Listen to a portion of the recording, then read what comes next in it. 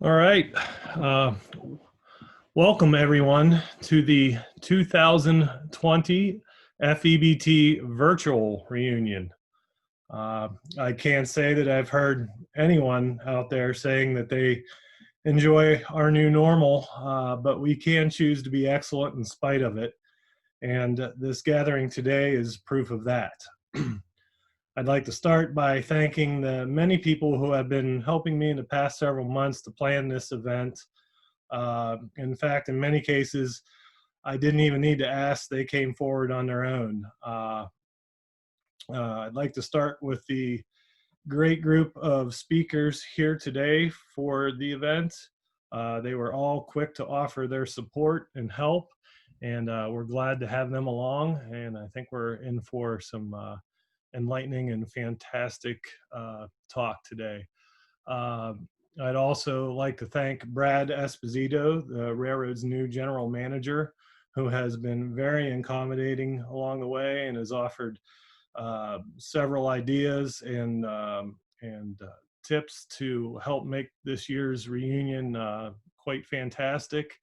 Andy Van Syok, the FEBT president, from which I inherited uh, the coordinator responsibility, is always quick to help and offer a hand when I need it. Dave Phillips, our store manager, he has really come through for us this year. We put quite a burden on him with the online registrations and adding these new complex items to the company store, which he then quickly had to undo and send many of you attending today a refund. Dave's a great guy and adds a very valuable service to our group. Pete and Jane Clark, who have been also quite helpful in their efforts to get Robertsdale kick-started this year. We had great plans down there, and I was in constant contact with them to plan the event, and really was going to be something truly spectacular taking place in Robertsdale, and there will be in the future. Uh, there's countless others that have helped me along the way here. I obviously don't have time to mention them all, but I thank them all, and it's been great. This was quite a year to be planning all this. It was very exciting, getting to quite a fever pitch right up until, and here we are today. But from those ashes rose a new group of volunteers, the techno jockeys that would mount up and corral all of our virtual might that we could muster to create today's event. I'd like to thank this group who are your hosts and co-hosts today. Although we are not riding steel horses today, there is one thing that I can assure you all. We will have that opportunity soon in the future, in the coming year, because Brad Esposito and the foundation are an unstoppable force. Due to them and the countless volunteers who dedicated their time, sweat, and money over the years, the East Broad Top will not fade into history, but will continue to make history for generations to come. Um, Let me explain a little bit now how the call is going to work today.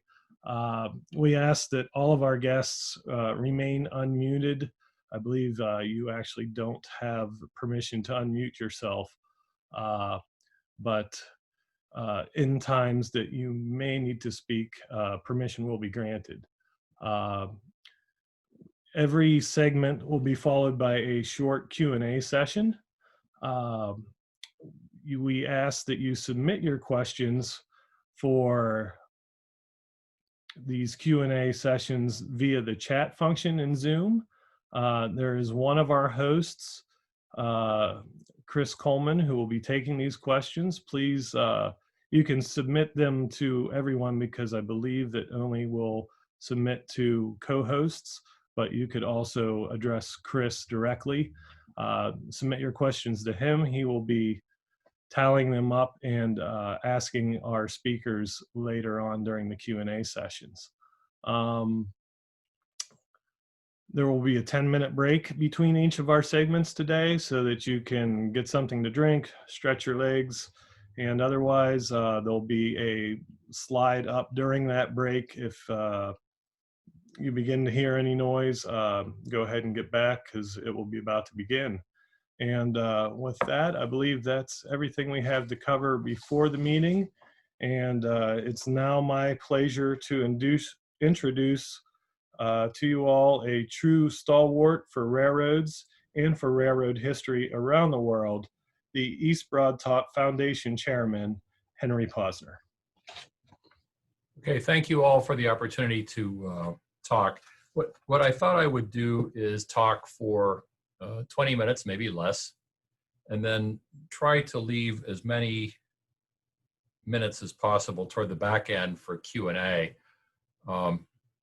As far as how that Q&A process will go, it's my understanding that using the chat feature, some questions will go to the moderator, who will then sanitize them and send me only the softball questions.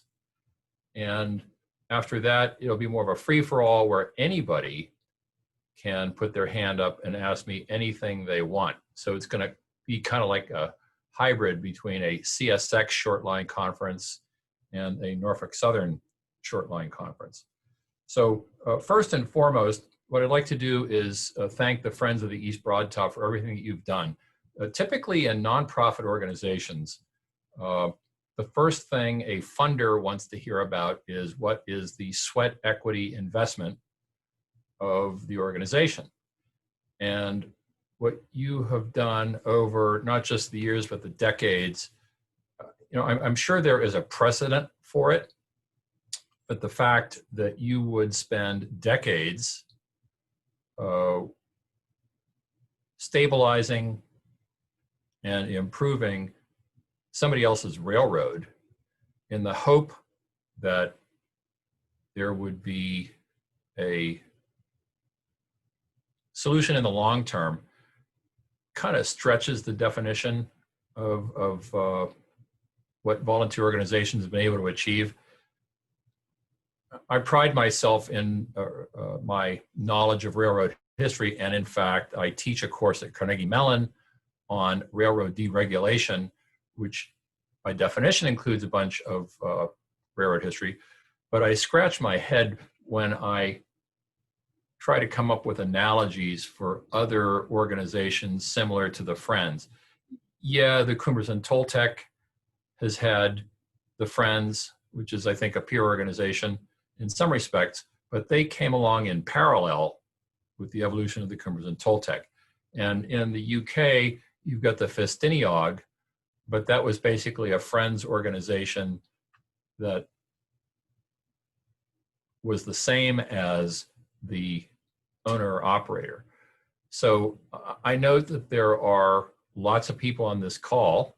And so to the extent that many of you have an interest in rail history, if you can come up with a historic analogy, I'd sure like to hear about it, because unless you educate me otherwise, and I consider myself a student of railroad history as much as an educator, I love to be straightened out. On the Iowa Interstate, whenever we start a move, we have a job briefing. And as chairman, my job is basically to stay out of the way and try not to get hurt, which would be very embarrassing. But what I always like to say is, remember, there is no I in Iowa Interstate, which of course is a completely incorrect statement because there are two I's in Iowa Interstate and people are quick to correct me. So given all of the intellectual firepower on this group today, if you can straighten me out, that'll be appreciated. So there are three things that I was asked to talk about. One is how the board came together. Second, what's the overall vision? And three, what drew me in personally. And I will start with the question of how the board came together. So it's basically, as most things happen, it was a confluence of events. A lot of things have been going on all at the same time. But first and foremost, for me, it was meeting Stefan Lane in the cab of the Everett Railroad steam locomotive about 5 years ago and being impressed that somebody at his age was doing so much. And we stayed in touch over the years. He actually came and talked to my class at Carnegie Mellon. And when he said that there is, in fact, something serious going on, that brought me to contact with Brad Esposito, knowledge about what the group was up to. We wound up sitting in Joe Kowalczyk's office, and a lot of things happened all at once. And I would argue that they all happened at once because they were all building toward a crescendo about the same time. The ongoing concern, and I do not want to speak for the Kowalczyk family, but they carried the torch for 2 generations. And it was, on the one hand, a historic legacy, and on the other hand, a burden. And so I think what we came up with was something which honored the Kowalczyk legacy in a very appropriate way. The torch has been passed. The Kowalczyk family remains heavily connected. Joe Kowalczyk is a board member, but there are a lot of other things that happened all at once. For example, when Wick Moorman casually mentioned to me that if anything ever happened with the East Broadtop, he'd really like to be involved. So within the space of several months, it all came together. And for many of you, on February 14th, that was when it came together all in the same place at the same time. I'll just add one more thing, which is who's the board? And in addition to being a student of railroads, I also consider myself a student of governance. I've spent a lot of time on independent school governance and serve on the national board of the Independent School Chairpersons Association. So governance is a really interesting thing for me.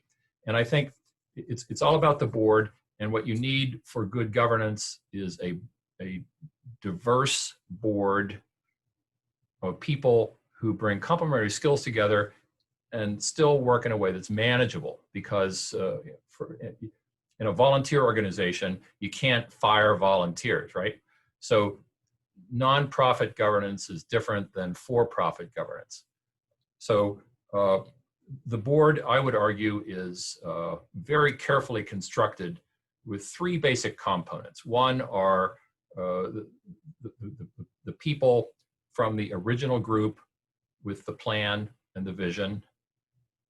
And so it was 3, 3, and 3, 3 members from each segment.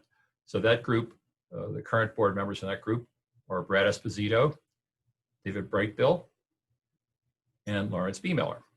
And then you've got the industry group, which is Wick Moorman, Bennett Levin, who needs no introduction. Probably nobody is more personally identified with the history of the Pennsylvania Railroad, who's alive, than Bennett Levin. And he's also probably, nobody has made a more of a personal financial commitment to that history, as evidenced by his train.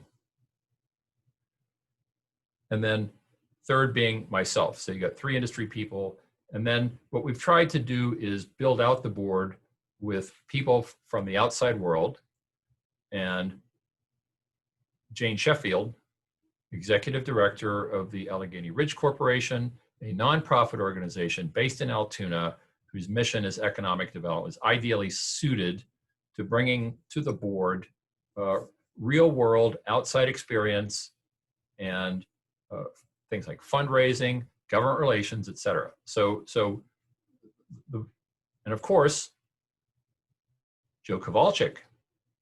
So the Kowalczyk family legacy is represented on the board. And we may expand the board, but at this point, we're functioning pretty well. We've got board committees going on, and I believe that those results are visible to the extent that the railroad is back on its feet already. I had a significant birthday in August. I turned 65, and on my 65th birthday, I rode the first ballast train on the East Broad Top. Had to get up pretty early for that one, but it was definitely worthwhile. And all I can say is if you look on our website, rrdc.com, you'll also see how I spent my 50th birthday, which was the dismantling of the Chaucha line in Peru. I always wanted to ride that line. And so on my birthday, I rode the first train going up the branch line to begin the take-up job. So, if David P. Morgan were alive today, I'm sure he would come up with some extremely eloquent way of describing the symbolism and all that. All I can say is that I'm very happy to be involved in a rebirth, and probably an unlikely a rebirth as one might think, because think of all the bad things that could have happened. Starting with the shops could have burned down, on down. So again, I'm very proud to be involved in this group, which would not have come together was it not for the Kowalczyks, the other board members, and the omnipresence of the friends for so long, whose sweat equity is a big piece of the eternal balance sheet of the East Broad Top Railroad. So now let's talk about the overall vision. And I would have to say in that regard, what I'm trying to do as one of the board members, and this is a diverse board, the basic vision is to stabilize things and put things back like they were in 1956 eventually, with some changes. Going to Joler, because that's a scenic location that hasn't seen a train since way before 56. That's one of the goals that we have. But I would not want to talk too much about the details, because I think that on the one hand, we've tried to underpromise and overdeliver, but the other is I think that there are a lot of different directions that we can go, and it really depends on a number of factors, including what the overall environment for funding, what the overall consensus is among the various constituencies as to what we do and where. Any number of possibilities. One would be, let's go back to 1956. And let's face it, there are some aspects of 1956 that one would not necessarily want to replicate today. Two, well, let's become the World Narrow Gauge Museum, which is probably not right either, because you could wind up with a collection that might actually overwhelm the EBT. So there are a lot of possibilities out there, and I think that we need to be disciplined and thoughtful in terms of how we proceed with this. What drew me in? A lot of things, mostly personal, ranging from the number of times we've been screwed in the state of Pennsylvania, most famously being the Pittsburgh and Lake Erie, where the Department of Environmental Resources came after us and said we would retroactively be criminals if we saved the company for environmental reasons. Needless to say, all the pollution's still there, all the jobs are gone, and unless you dug really, really deeply, nobody would know we ever tried. Two, the Steel City Flyer, our ill-fated attempt to run a express bus across the state to connect with Amtrak. So in some respects, it's kind of a way to vindicate ourselves. But the point is, we originally set out to be a company doing business in Pennsylvania with a P&LE, and didn't work out that way. So right now we're in Iowa, Peru, Germany, France, and the UK. We used to be in Guatemala, Mozambique, Malawi, and Estonia. Well, we started out, we wanted to be a Pennsylvania company, but that was not an option for us. So I'm glad to be back. And the neat thing about Pennsylvania is that it's my grandfather's roots. He was a signal maintainer for the Pennsylvania at Blairsville on the Conemaugh line. So as I make my way from Pittsburgh to Rockhill, I basically pass through his territory, and it's nice to be a generation skipping railroader with his legacy. It's also good to see things happening in central Pennsylvania from a historic perspective, given all the tragedy that has surrounded Altoona, ranging from the demolition of the test plant to the destruction of their downtown.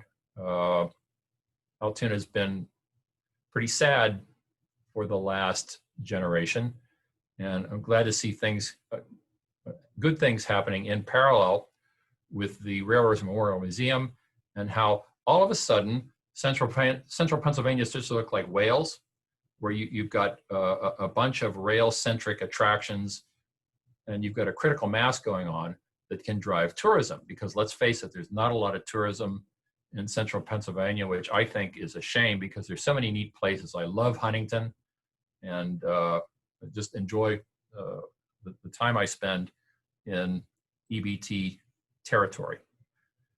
And then finally, it's a narrow gauge railroad, and we were one of the bigger 3-foot gauge railroads in Guatemala, 200-mile narrow gauge railroad, Baldwin steam locomotives, very much like the EBT.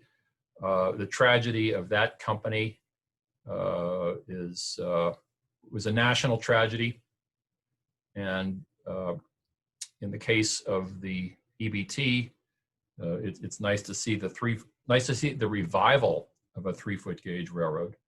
My wife's a Newfoundlander by descent. Both of her parents are Newfoundlanders. The tragedy of the Newfoundland Railway is another story. And of course, we were narrow gauge railroaders in Malawi and Mozambique. Malawi was railroading in the Garden of Eden. So all this stuff, by the way, if this interests you, there's a book, Railroaders Without Borders, Indiana University Press. I didn't write it, therefore it's not propaganda, but just go to our website, rrdc.com. At any rate, back to the, let's stay on topic and talk about the EBT. I really am honored to be able to do something in my home state, Pennsylvania.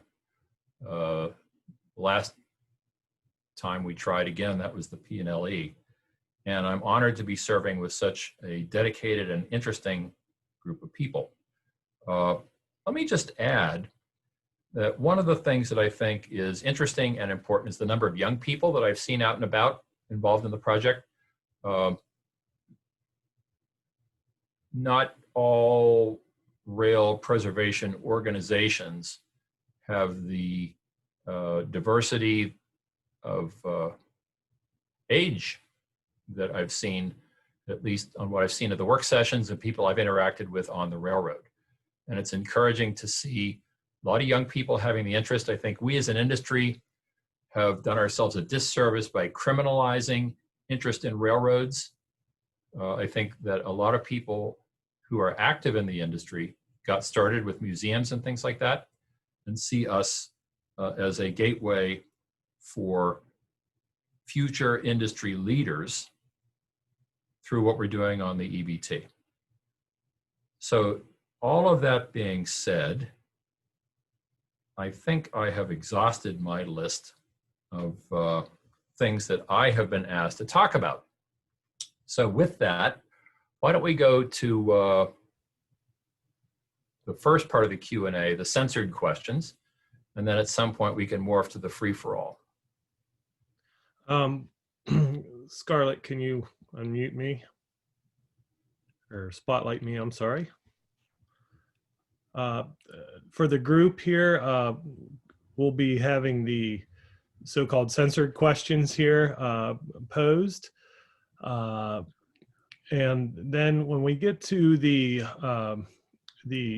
free questions, what we're going to have everybody do is, if you would like to ask a question, probably towards the bottom of your Zoom screen, you will see a reactions category. Within there is a thumbs up.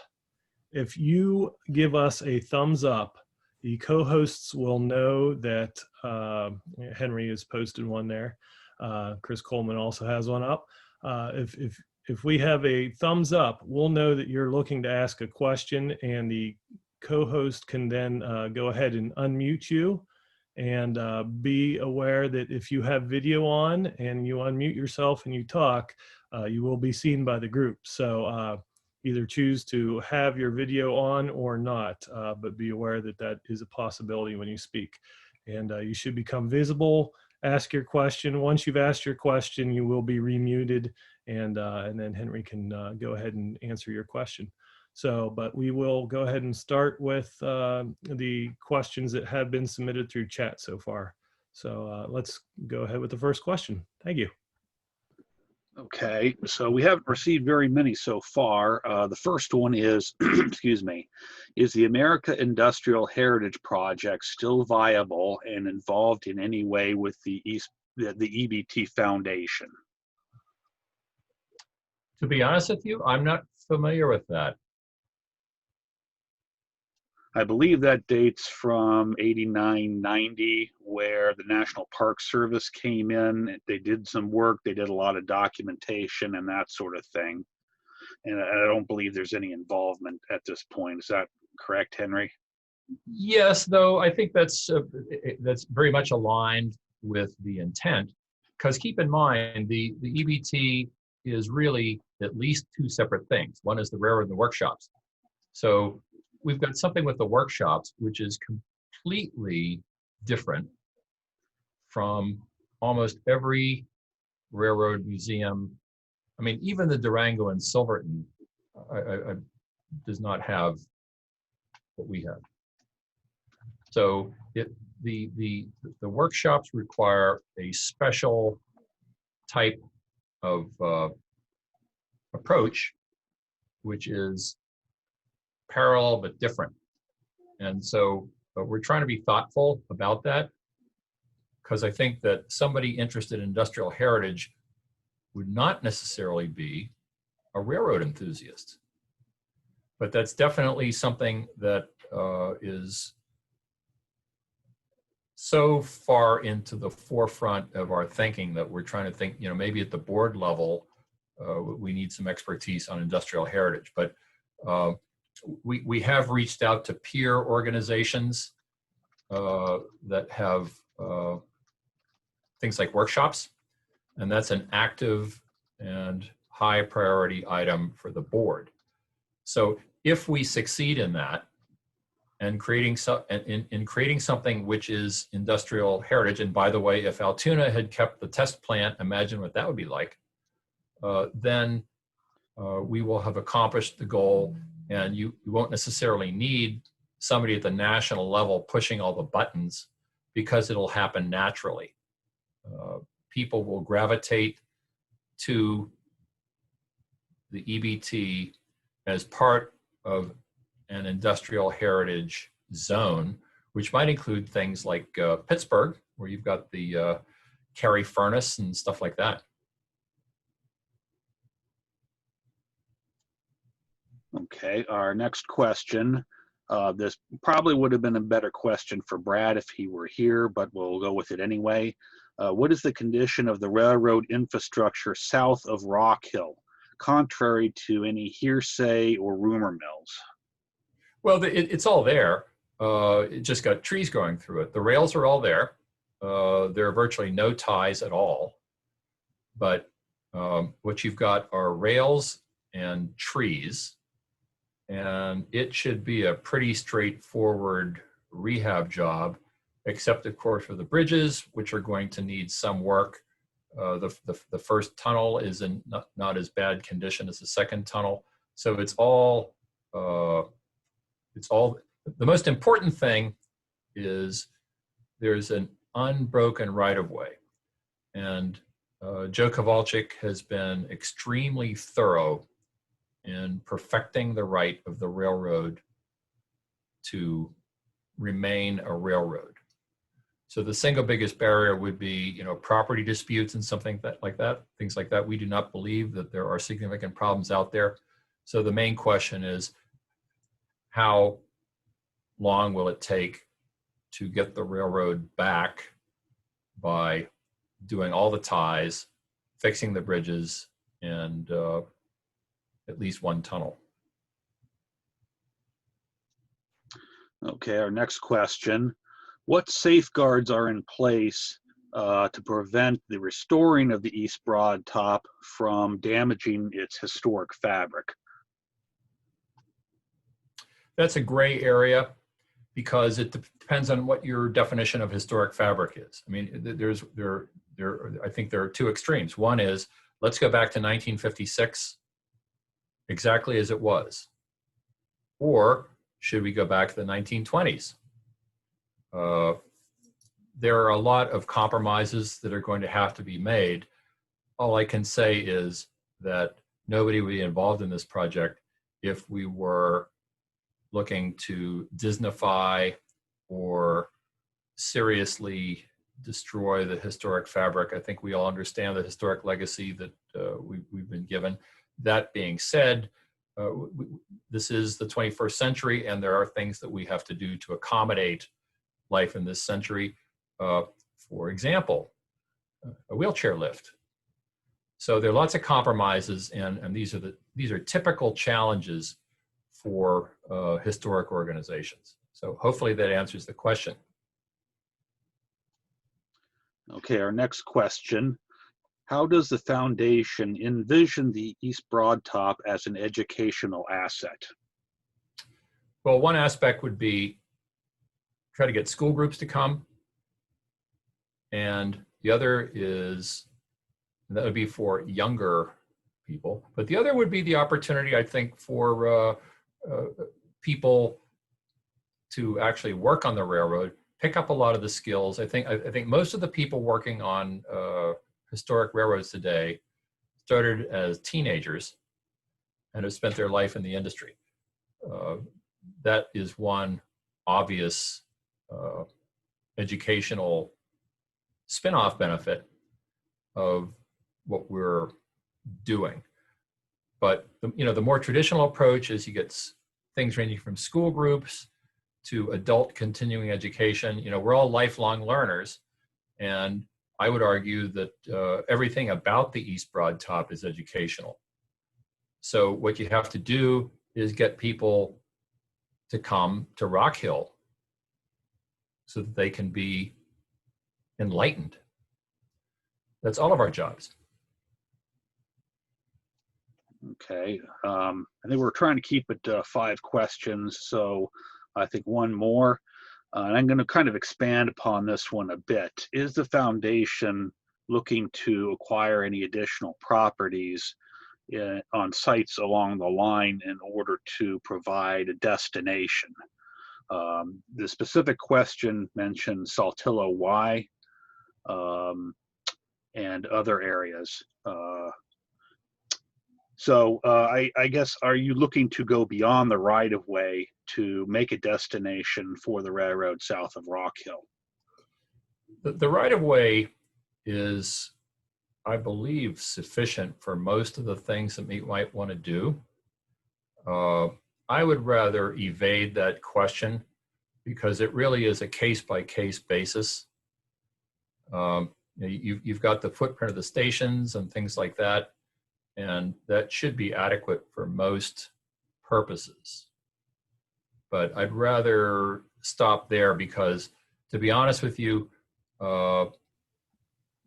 as the plan develops, it may turn out that there are things that we should be looking at. But at this point, it's not like we're looking to get into the real estate business or anything like that. The other thing is, you can partner with local organizations, and some of these, if there are prospects, for example, for building something that starts to look like a tourist destination on the line at various points, maybe better off working with local organizations or even for-profit entities. It really depends on what the opportunity is. So I hope that's not too evasive, but that's about as specific as I can get because that's my level of understanding. Okay, Randy, I think this is a good time to go to the freestyle type questions. Sounds good. So as we've said before, anybody who would like to pose a question at this point directly themselves may go ahead and give us a thumbs up, and the co-hosts will unmute you. Oh, and do me a favor, and when you ask the question, tell me what your day job is, and so I can understand a little bit about who you are, because it's really interesting to me, the composition of the friends. So this will be a learning opportunity for me. Hello there. Hello. Go ahead. Am I on? Yes, you are, Eric. Go right ahead. Good day. My name is Eric Schmanke. I am currently 19 years old. I've been a fan of the East Broad Top ever since I was a small child. I've been closely following what you guys have been doing. But fun fact, I actually did a business plan on the East Broad Top for senior year of high school for an entrepreneurship course. The question I want to ask is actually, do you guys have a plan for the schedule for next year? Like, you have any events planned, like Day Out with Thomas or Santa Claus trains, which I bet you guys actually do probably. Okay, so first of all, thank you for asking a question, because some people like to make statements, you know, as in disguised as a question, but thank you for that very good question. I think the answer is yes to everything that you've said. It's what we want to do, what we're able to do, taking that step by step. But yeah, the things that you've described are typical tourist railroad things.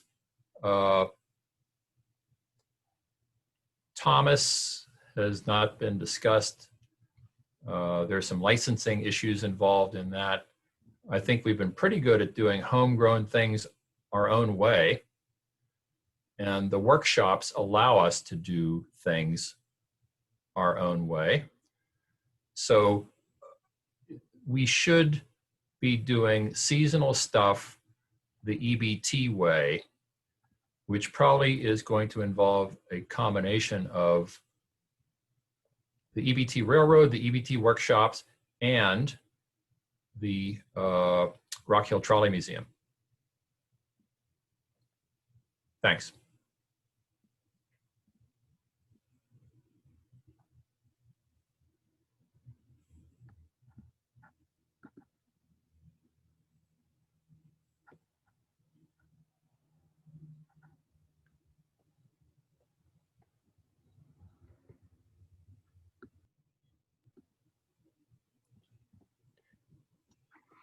I think Jay Craigthorpe had a question. It's Yeah. kind of hard to scroll through everybody here, so just bear with us. Yeah. Hi, Craig. Nice Okay. to see you. And Thank you, Henry. Good day. You know who I am. I'm a railway artist, so I'm coming from that background and present action, and the fact that East Broad Top was a major part of my life as a teenager and young fellow. Henry, a quick question. What are the plans or discussions for the north end of the line, north of Shirleysburg? there are none. Too complicated. Thank you. Yeah, I mean, I don't want to get into that because it's a can of worms.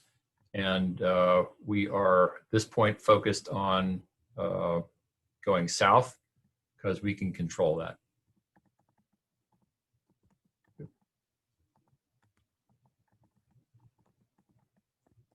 And by the way, I've got your book on my bookshelf behind me, Solutionary Rail. So I just don't want to hijack it, show everybody that I've actually got your book in my bookcase here.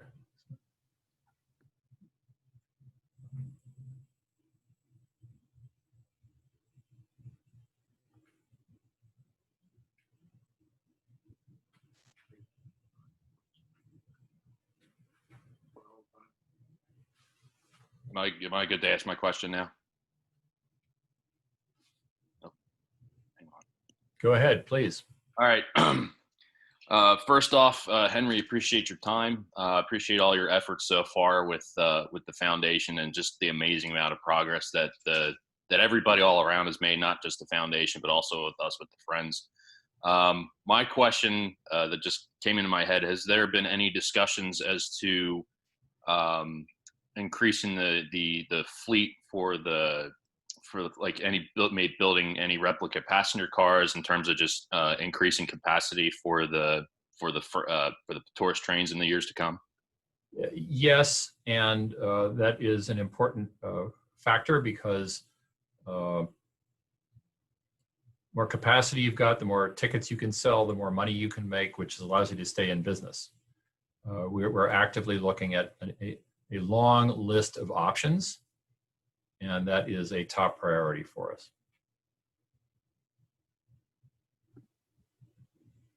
So what's your day job?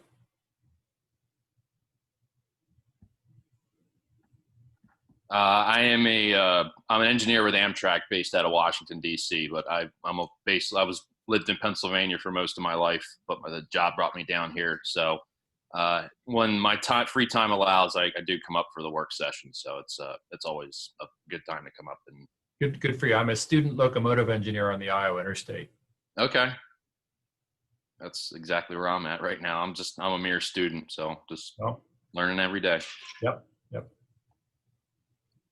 I received a message from Jimmy Brown, who would like to ask a question, so I'm going to unmute him now. Okay. Hello, Henry. Hi. My question is, well, before I ask it, I'll introduce myself. I'm 28. I do light assembling air quality testing bags outside of Pittsburgh. My question is, of the entire line, of the locomotives, the machine shop, the lumber shed, everything, what do you consider the most historic and most important part of the line? You have kids? No, I am single and I do not have kids. Okay, well, if you had kids, what I'd ask you is, which of your kids do you love the most? Good point. So the thing about the EBT is it's everything. Railroad, rolling stock, workshops. You can't have one without the other. So I would argue that they're all equally important, which is kind of a flip answer, but they're all equally important, unless upon reflection, you can ask me this question next year. I've changed my mind. And I believe if you asked any of the board members, they would give you the same, other board members, they give you the same reaction.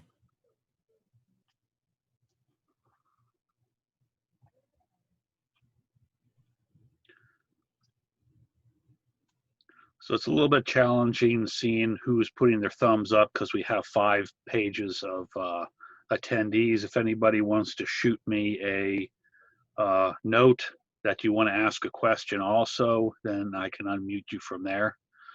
To fill in a little time in case anybody wants to ask another question, I'll ask one. Henry, if cost were no object, if you had unlimited amounts of funds, what would you do with the East Broad Top? If I had, so this is me personally, as opposed to asking for a board position on the subject, but what I would do with that simplifying assumption of unlimited money is put everything back exactly the way it was, but also make sure that the money included a subsidy for Amtrak so that people could get to the EBT from the new Mount Union station on the 2 or 3 times a day Amtrak service across Pennsylvania. Because in order to appreciate the EBT, you got to get there. And yeah, you can drive, which is, of course, right now what you have to do. But I think that integrating the EBT with the outside world would be spectacular. So if I had unlimited money, part of that would slop over and include ways to get to the EBT from the outside world. by train. Okay, we have several more requests just flooded in to ask questions. I'm going to start with Bruce Bowie. I'm unmuting you now. Can you hear me? We can hear you. Yep. Okay, great. Again, like everybody, thank you, Henry, for what you and the board are doing. I'm 69. I'm a retired plant engineer from an automotive factory. Still actively going to work every day, helping teach young high school students a lot about electricity. But I've been enjoying the East Broadtop for probably 40 years now, and model it in HON3. Well, my question then is, what do you see, what does the board see, not just you, Henry, what does the board see as your primary sources of funding, say, in the next 5 to 10 years to make things happen on the railroad? Thank you. Well, the board has stepped up with a significant financial contribution up front to prime the pump. That money went to both the initial payment to buy the railroad and also to the initial cost of building stabilization, track work, funding of the startup costs, including payroll, et cetera. There is a board committee, a board development committee, because remember, we're a normal nonprofit that is charged with the responsibility of fundraising. So we will be going to the typical sources of funding like any museum anywhere in this country would go to, ranging from individual donors to philanthropic foundations to public funds. There have been pots of money over the years that were allocated to the EBT that have never been drawn on. Not clear whether any of that is still available, but we're working on it in a number of directions. Just like the board of a museum or a symphony or a school would be going at it. So the board has committees. One of the most important board tasks is fundraising. So there's a lot of board activity going on in the area of fundraising, and we're also reaching out to friends and asking them to help us with fundraising.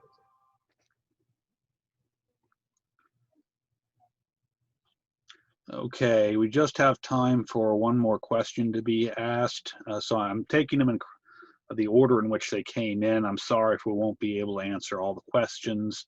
So I'm going to be unmuting John Morgan, our resident Canadian, to ask his question. And it's not. Thanks, Chris. Okay. Thanks, Chris, and thank you, Henry, for all that you're doing. As Chris said, I'm John Morgan. I'm retired currently. I'm a former marketer, wrecking yard owner, IT nerd, and transit driver. So I've done quite a few things in my life. My question, Henry, and I joined this a little bit late, so maybe you've already answered this, but when you say that you want to put things back all the way to 1956, does that include restoring some of the structures and so on that are not present anymore? For instance, the Saltillo Station or the mine structures up at, excuse me, at Robertsdale? I would rather evade that question by saying that, my understanding is that most surviving structures have been taken care of largely through the help of the Friends. And are you talking about recreating structures that have disappeared or rehabilitating existing structures?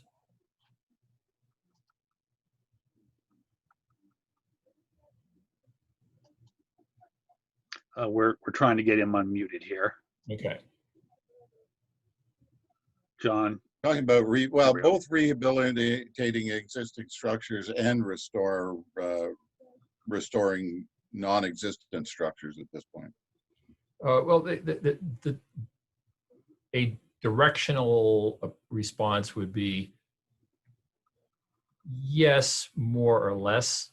I'd rather be cagey about that because these things are all on a case-by-case basis, and don't take me too literally when I say we want to go back to 1956, because there was a lot of stuff about 1956 that was not ideal. But the overall intent is to, respecting the history of the EBT, put things back to the extent that they were, to the extent reasonable. But keep in mind that, for example, going to Joler, that didn't exist in 56. So there are things that we are looking at that may be different, but hopefully in an interesting different, as opposed to, bad different. But let me be a little bit, I apologize for being cagey about that, but I think that it's probably not practical to put everything back exactly as it was. So there are going to be lots of compromises made, but hopefully not too many. Okay, I think we're out of time for the freestyle questions, so I'm going to turn it back over to Randy. Okay, and before we end, because I've got to go, let me use this as one more opportunity to thank the Friends for everything that you have done to get us to this point, because if it wasn't for the Friends, there would be some big missing pieces of the puzzle that all came together in February, and it might have been such a big gap that it wouldn't have happened. So on behalf of the board, thank you for everything that you've done, and I hope that you appreciate the respect that we show the Friends by having Andy as an observer of our board meetings. So again, thank you very much. Okay, everyone can clap by clicking on your reactions button and the little clap symbol. So let's see how many of those we can get pop up. Thank you, Henry, and thank you for all that the foundation is doing. We very much appreciate what you're doing and appreciate your appreciation of the Friends. Without each other, none of this could happen. That was a great speech, and thank you for being part of our event here today. It helped make it truly special. We're going to go ahead and go to a 10-minute break now before we come back at just a few minutes after 2 o'clock for our annual business meeting. Could I get a spotlight, please? And we will resume, as I said, just a few minutes after 2 with our annual business meeting. So you'll see a slide up, generic slide here for about the next 10 minutes. And please rejoin us all. I think we've had a fantastic, great first segment. Thanks everybody on the call here for making this a success. Okay, Randy, do we want to say 2:05 we restart? Sounds good. 2:05. Okay, everybody. I think time's up for our break. At this point, has been an amazing year, fantastic year from the perspective of the East Broad Top. Some amazing things going on, and certainly within the Friends, lots of amazing things going on. So I'm excited to talk about that. We'll not dwell on too much of the harder things. We'll just focus on all the great things that are happening with the Railroad and with the Friends. Randy, if you could pull up the slides, would be great.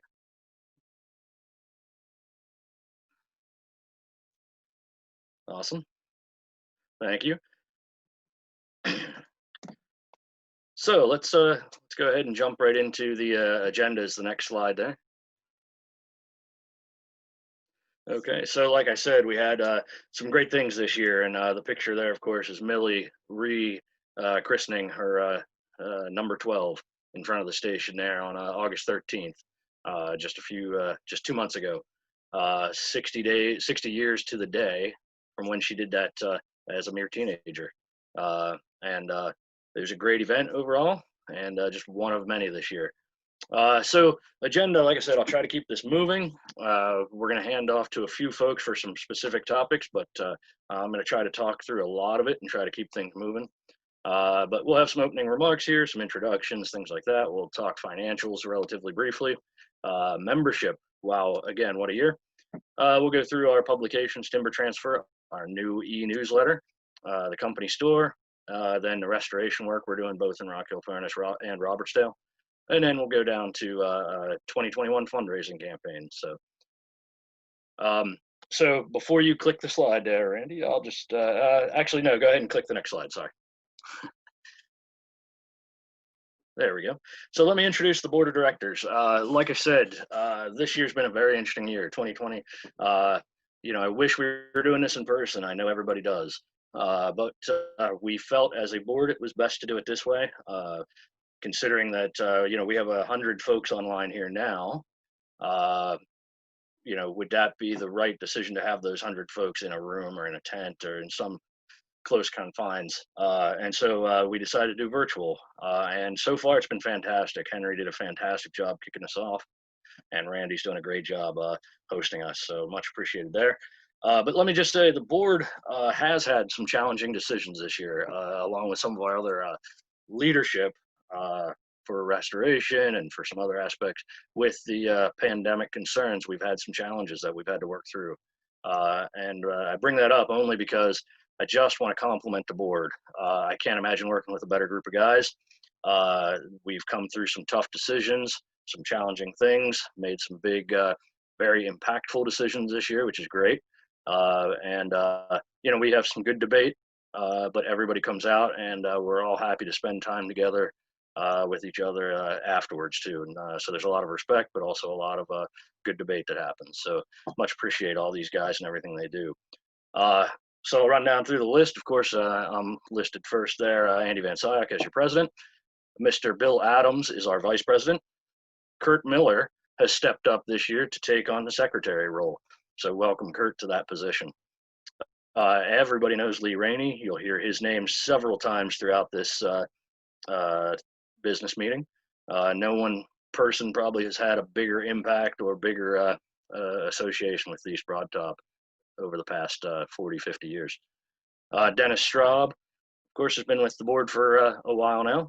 Lawrence B. Miller, he crosses over with us. He is a good connection to the foundation as well.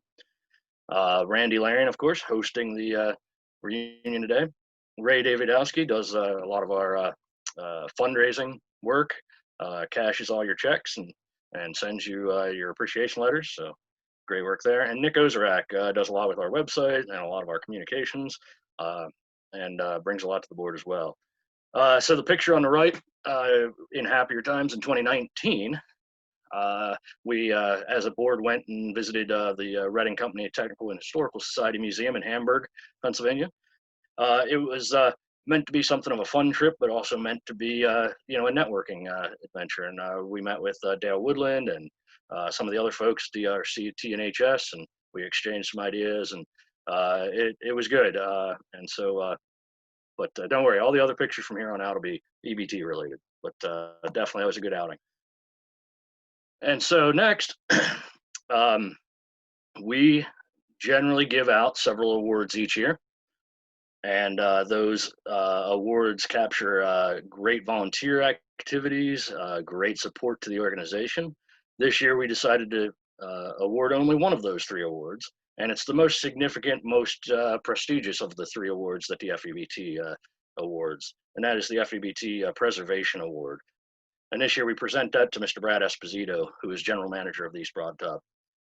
He helped, as Henry discussed there, helped assemble the team that has resurrected East Broad Top and is continuing to manage that effort. And he has been a member of the Friends for a long time. He and I and many others have volunteered there together over the years. He did a lot of work in the main shops himself and carpentry. And for those who don't know, he spent 20 years in both as an engineer, operating crew, and management for the Genesee and Wyoming Corporation on the Buffalo and Pittsburgh. So great person to have as the general manager of the East Broad Top. Brings a lot of experience, but yet youthful energy. And so we award to him the Preservation Award this year for ongoing and significant contributions to the sustained preservation of the East Broad Top Railroad. So much applause to Brad. Brad was not able to join us today, I don't believe. He has taken some time away from the railroad this weekend. Well-earned time away, I might point out. And so watch for this. I'm going to write it up, put it in the timber transfer, of course, and then also at a future date when we can all be together, we'll make a formal presentation. But just wanted to get that announcement out there. Okay. So on to financials. We are doing quite well. We're doing reasonably well. So we have built up a restoration fund account over the years, thanks to many of your contributions. And this year, and we've been spending, we, as Charlie and others will certainly talk about, we had been doing a lot of work at the railroad, of course, and Henry talked about that, many things are still standing thanks to your efforts, your contributions over the years. So make no mistake that there are funds going in and coming out. We're not just building up a nest egg here. But now that we're at the point that the railroad is coming back to life, we are making some other expenditures. And you're going to hear a little bit more about some of that later, so I won't spoil all of that. But one example I'll mention that doesn't come up later is the hoppers that got moved to Robertsdale. You'll hear about those. The bill actually just arrived in my mailbox 10 minutes ago, so we have that bill to pay. And we're looking at things like the carpenter shop here, and so we'll be spending some of this money. So what that means is we are liquid and doing well and moving forward. And with the increase in membership you'll hear about too, our general account is a little healthier than it has been in recent years as well. So much appreciated there. Okay, next. So I mentioned membership. We'll step into the membership report here. Generally, Pete would give this report. I asked if I could just do it to keep things moving along, but we will hear from Pete in a little bit because he's decided to put on a second hat with us. So, but for the membership, as Pete says on his slide there, I believe we have had a good year, and mildly understated. But first, let me just thank Pete for everything he's doing. He has always been very solid, very fast to reply to your membership inquiries or get new membership packs out. I cannot think of a better membership department than the one the FEBT has, solely in Pete Clark. So let's get into those numbers a little bit. Next slide there. So you can see Pete asked the question, what is a good year? Well, you can see over the past decade there, we had been dropping in membership a little bit, not a lot, not precipitously, but you can see over the year that things were dropping, a level off there in the 750 area in the mid-teens here.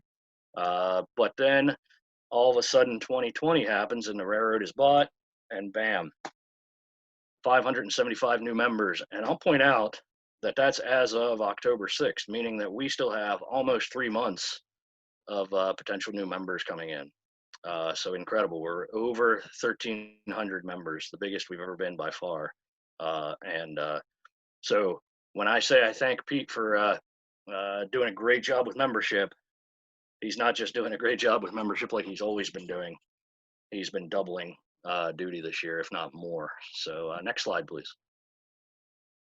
Again, another set of metrics here to exemplify new members. So you can see there, while numbers were decreasing a little bit in the early part of the 2010s, that we still had new members joining at the rate of one every 10 days, one every 19 days, one every 2 weeks or so, until again, you hit 2020, and now Pete's doing a new membership packet, or I should say 2.25 new membership packets every day this year. So amazing. Next. And you can see this is a great plot just to kind of show you how things bumped up, right? In January and February, I should say December, January there on the graph, pretty level. And then all of a sudden February hit, right? February 14th, a Valentine's Day that we'll all remember, and membership spiked. And then you can continue to grow since then. And there are some other little spikes with, there was an article in the Trains Newswire one month that caused a little bit of a spike. The 60th anniversary may have caused a little bit of a spike. There's little things out there that trigger spikes in our membership growth, and Pete feels every one of them. I think what Pete would maybe appreciate sometimes is if he would get a heads up when those are coming, but can't always don't always know exactly when they're coming.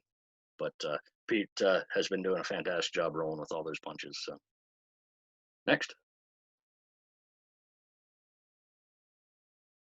So you can see here, this is the breakdown of the membership category-wise. We've had 8 new life members this year, so very much appreciate those. But definitely appreciate every member, and we're grateful to have you guys.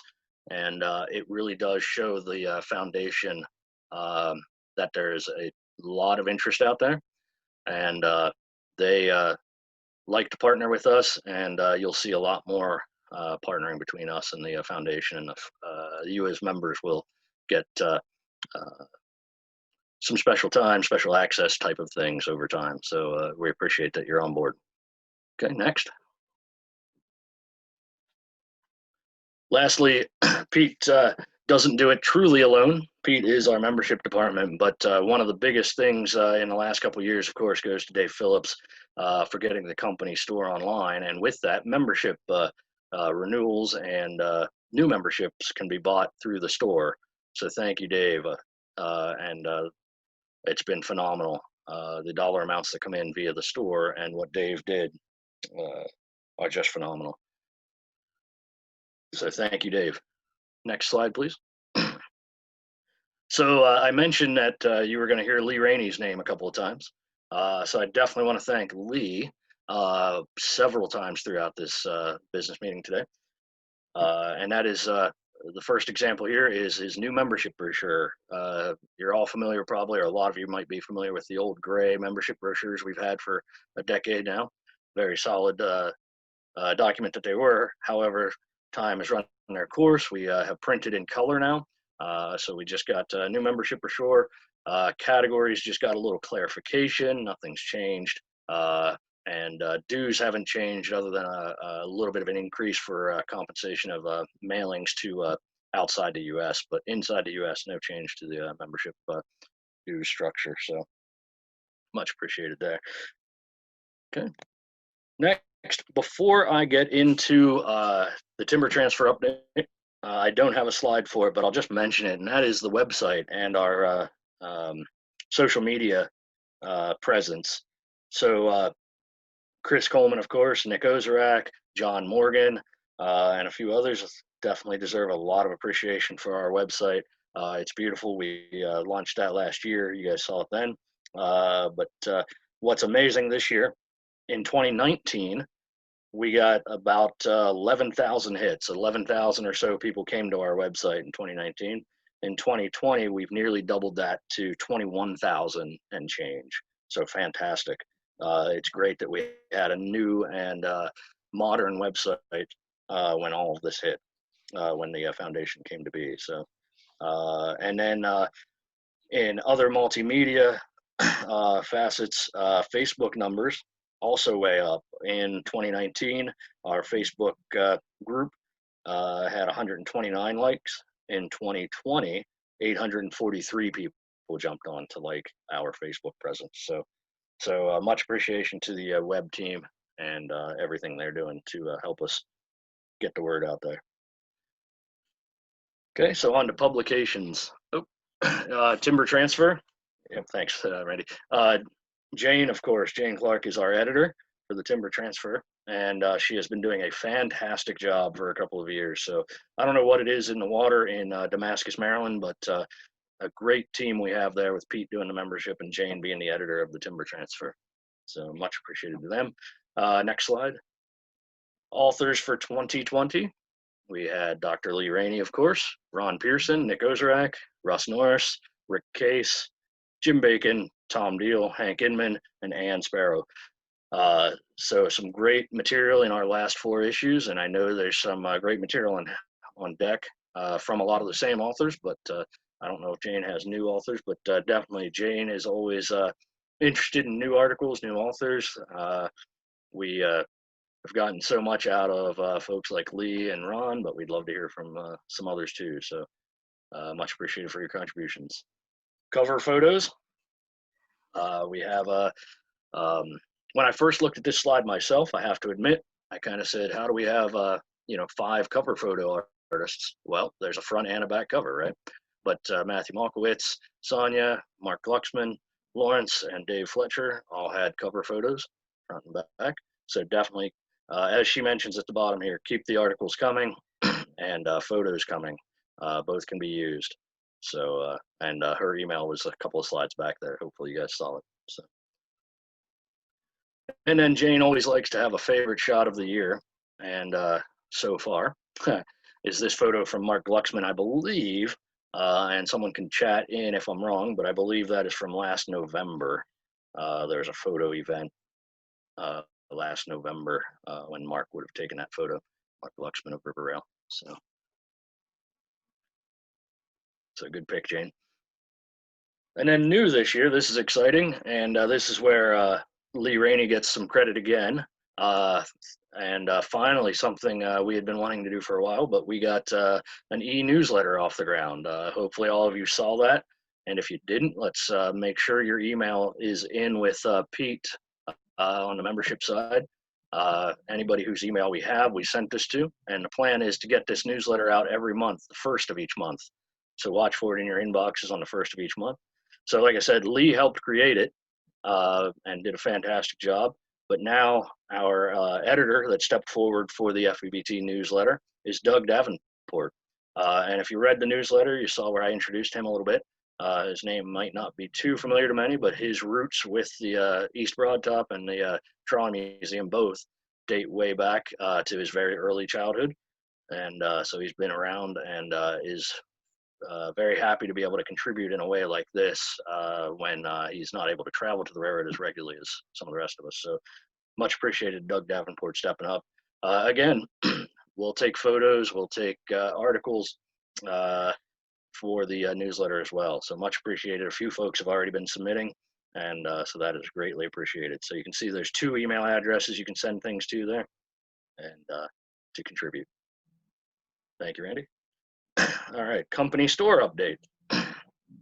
You guys all know Dick Ullery and Wade Woodcock, and again, Dave Phillips do the company store. So some fantastic work out of these guys. These guys are also tireless and appreciate what they're doing.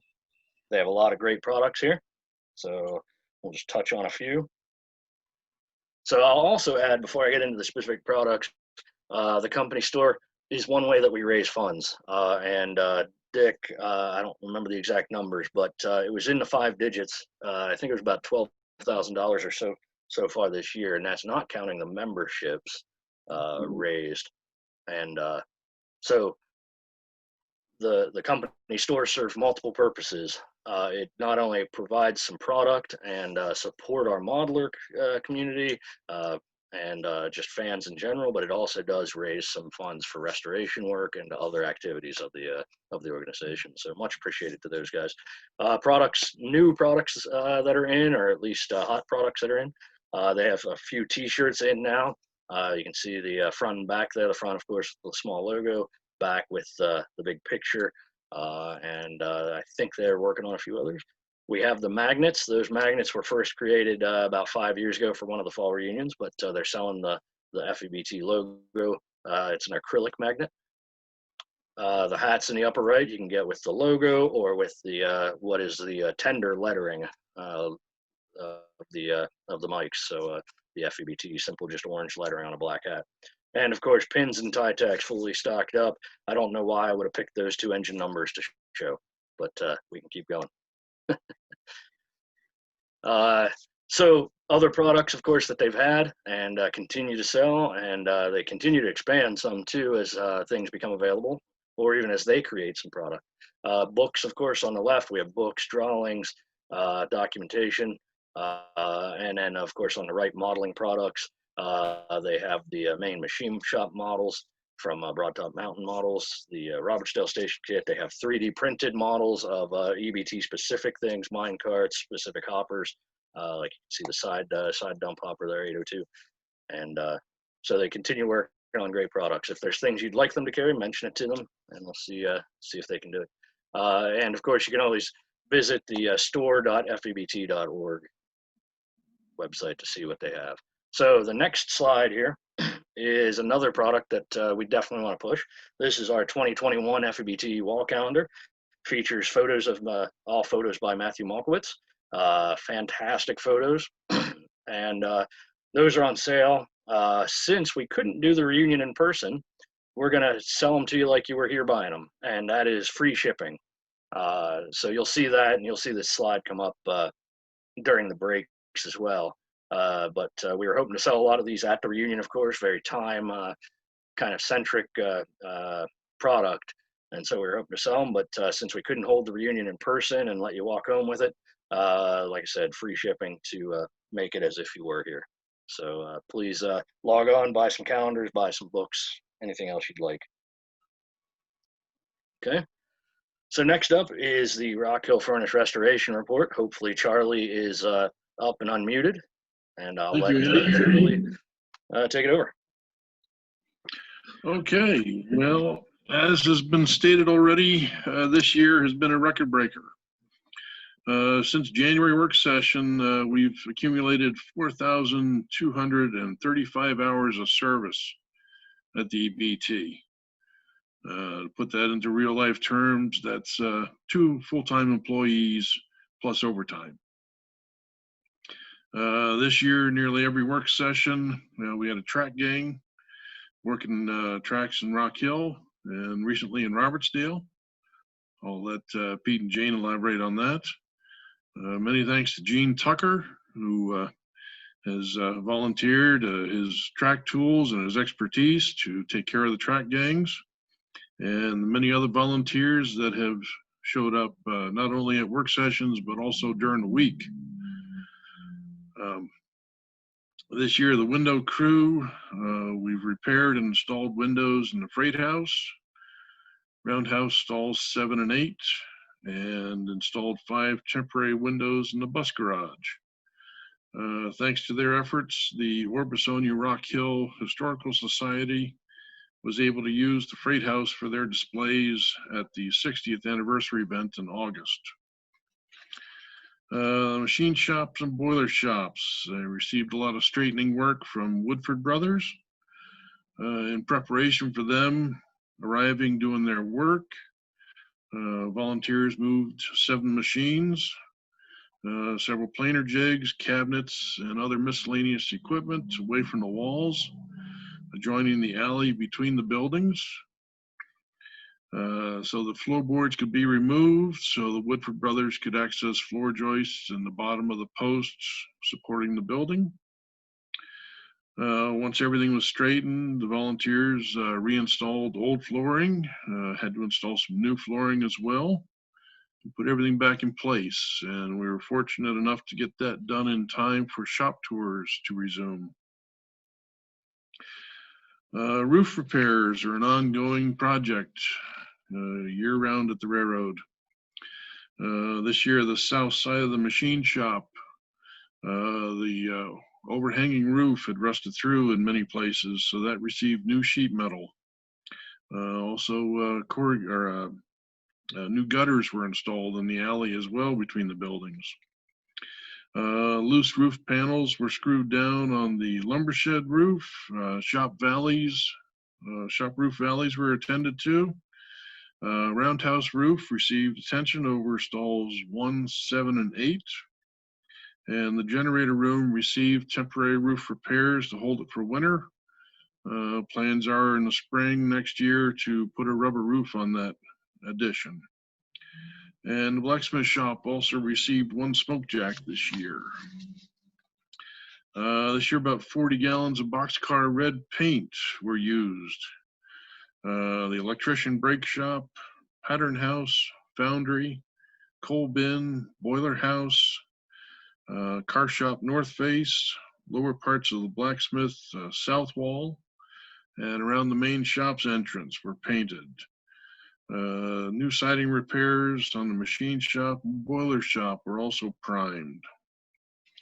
Moving on to the combine, we now have all the window sash for the car, and we're in progress of installing it.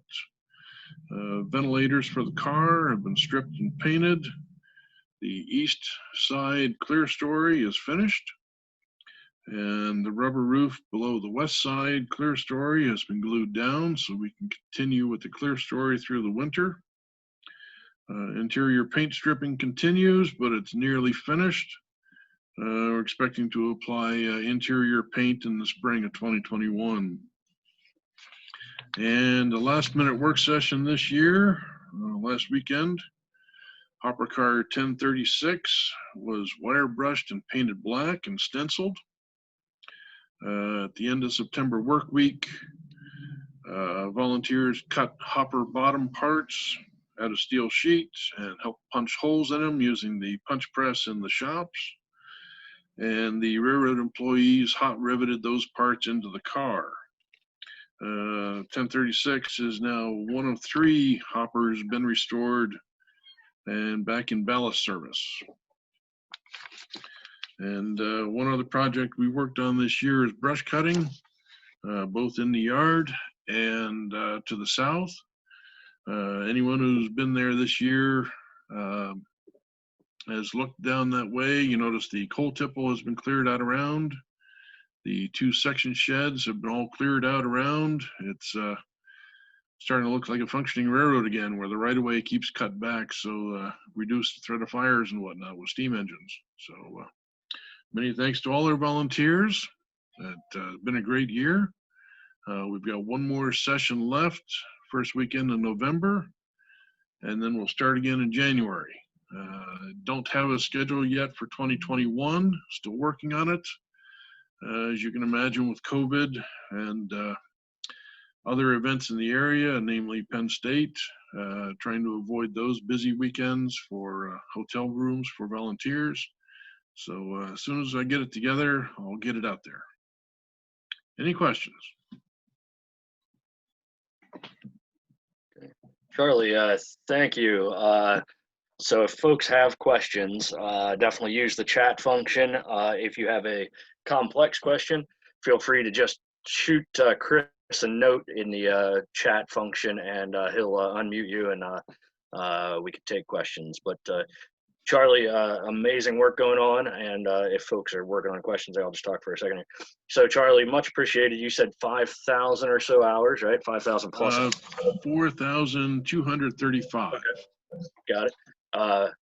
Great number. And the amazing thing is we canceled 1 or 2 work sessions due to COVID early on. Correct. And, the other thing I'll point out is even with COVID, we as we came back to work sessions, we were trying to figure out how do we sort of manage the crowd or restrict the number, where are we comfortable? And so one of the great things this year is setting up Sign Up Genius, which many of you used to sign up for the fall reunion. But that was started by Charlie and Chris and a few others as a work session tool. And so Charlie, if you had anything to mention there, but that's been a fantastic advancement, so to speak, in the work sessions. Absolutely. So some great innovation going on. And I'll say too that traditionally over the last 5 to 10 years, right, we've been getting 15, 20 or so folks showing up at work sessions, depending on weather and whatnot. And this year we've consistently gotten 50 or more at several sessions. Yes, So turnout's been great. Okay, we had a question come in from Dean Melander. How far are we from having the full overhead belt system functioning? Better question for Brad. He's going to be asking for some volunteers later on in October. He wants to do some work on the belt system around the planer. The big question about getting the full belt system working is getting a steam source to power the steam engine. They're using an air compressor, but that's roughly about 1/3 the speed it should be turning at. So everything will come in time. Everything's repairable with time and money. So keep that in mind. Okay, we had a second question come in, which I think is another question for Brad, but I'll go ahead and read it off here. Hello, amazing work you guys have been doing of late. My question is about, it's Combine 14. I thought it was Locomotive 14, sorry. Is the expectation for completion aimed for next year for the 2021 operating steam tourist heritage season? That's a mouthful. Yeah. Answer is yes. Whether that means June or October, I do not know yet. We are putting the car back together. We are finished removing parts. We're finished installing plywood. So at this point, we're putting it back together. Nothing has been done with the trucks yet. Hopefully the trucks will be done, the car will be done, the locomotive will be done, everything comes together. That's my best hope. But I think we have a good chance of getting the car back in service in 2021. But again, I can't say whether spring or fall. All right, that's all the questions we have at the moment. Okay, thank you, Chris. Thank you, Charlie. Charlie, any other last thoughts? That's all, thanks. All right, thank you very, very much for what you've been doing and dealing with the challenges not only of the pandemic, but of course the enormous increase in interest and volunteers, which is fantastic. We love everything everybody's doing out there, and Charlie definitely stepped up to the plate here and is finding ways to manage it. So much appreciated, Charlie. Well, I must say the group of volunteers that we have make my job easy. Great. Much appreciated. All right. So let's head up the mountain. And so Charlie did a great job absorbing and managing the increased workload in Rockhill with volunteers. And Pete did an amazing job with membership. And for some reason, doubling our membership didn't keep Pete from doing even more. So Pete, if you're unmuted there, Pete and Jane actually both are with us. So over to you, Pete. So Pete and I will tag team this. Okay. First slide. So this was not last weekend, but a 1930s or 40s fan trip.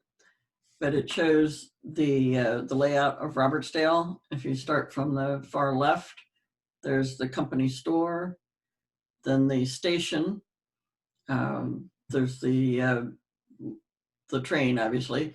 There's a small dark building, which is the freight house, then the company offices, and the old post office, which is the one that we're working on now. The big foreground building is the engine house with the extension for housing an engine and passenger car. Next slide. Was that me? It's me. Longtime leader Hank Inman retired. He had been the brains of Robertsdale Restoration. COVID did not retire. The flood of new memberships kept me quite busy. Robertsdale Restoration was dead in the water. But I realized that one day people would travel again, and there is immense interest in the EBT. See the membership report. Someday, people will again visit Robertsdale. And if we don't have something to show them, they will never come back. So in early August, 10 members agreed to meet to discuss the needs and plans for Robertsdale. They should be recognized. Brad Esposito, Andy Van Syke, Charlie Wooten, Ryan Rimshaw, Mark Reese, Gene Tucker, also known as Father Tuck, Friar Tuck, Bill Adams, Bill Reynolds, Jane Clark, and some other bum. Ryan Rimshaw agreed to be the crew leader for brush clearing from around the track, Mark Reese assisting. Gene Tucker agreed to be the crew leader for getting track back into speeder or handcar shape, Mark Reese assisting. They then had to upgrade that quite a bit. The track job got bigger as Brad Esposito declared his desire to move hoppers to Robertsdale for display. Bill Adams agreed to be the crew leader on getting the display panels project, which had been started years ago, to get that going again and completion. Andy Van Syke assisting. Bill Reynolds, a new member that you guys don't know, but you'll meet him eventually, agreed to be the crew leader for getting the new exterior doors installed. Charlie Wooten, Jane Clark, Pete Clark, and another new guy, Jerry Skyme, assisting. Guilt and shame forced me to agree to be the crew leader on painting, you know, when I was surrounded by all these people volunteering to do things.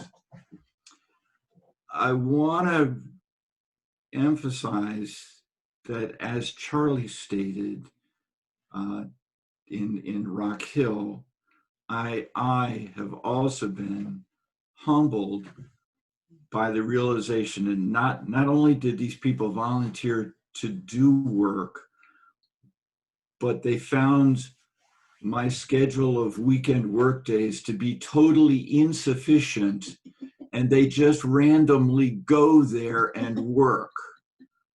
Just crazy. Next slide, please. So all those great plans, how did we do?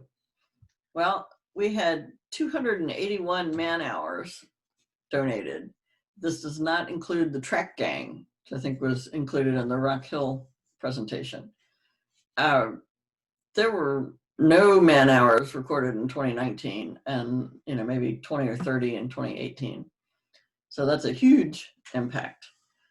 As Pete said, the gang leader for the track restoration was Friar Tuck. And next slide. His gang got the scale track refurbished, and there are now 3 hoppers sitting there by the station. And people are instantly attracted to seeing cars at the station. Next slide. As he mentioned, Bill Reynolds, a friend of ours from down here, has volunteered to work on the doors. He has some carpentry experience. He and Charlie worked on the first door, which is actually hidden behind the open door in this picture. Charlie found that he was doing a pretty good job, so he's been on his own doing the other doors. I look back at the log. He spent one 15-hour day working on the door. These are all a challenge because all the doorways are, maybe not completely square, so the doors have to be planed down to fit. They are solid mahogany, which is very heavy, as you might imagine, but also such an upgrade from the piece of the garbage that we were using.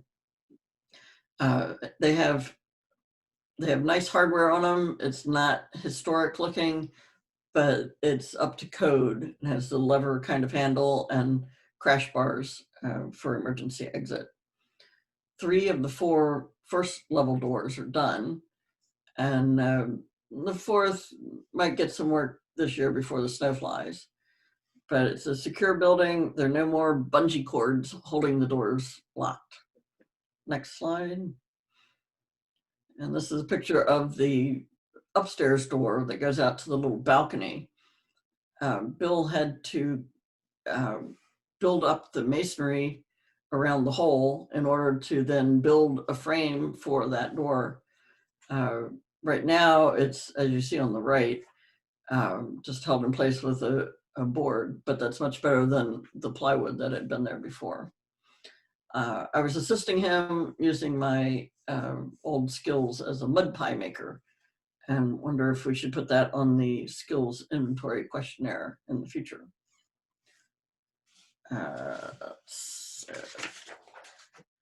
Small painting jobs have been done. At least for the second time, Pete and I have painted that box and scale pit cover, Robert Stale Gray. So you've been working on something a long time when you start having to refurbish the stuff that you had refurbished before. But don't worry, as it says, there are plenty more painting jobs. There's always a painting job to be done. One more slide. The museum shop had been located in the station, which was very dim. And now it's got this luxurious place next to the handicapped bathroom in the old post office. We've got much better lighting.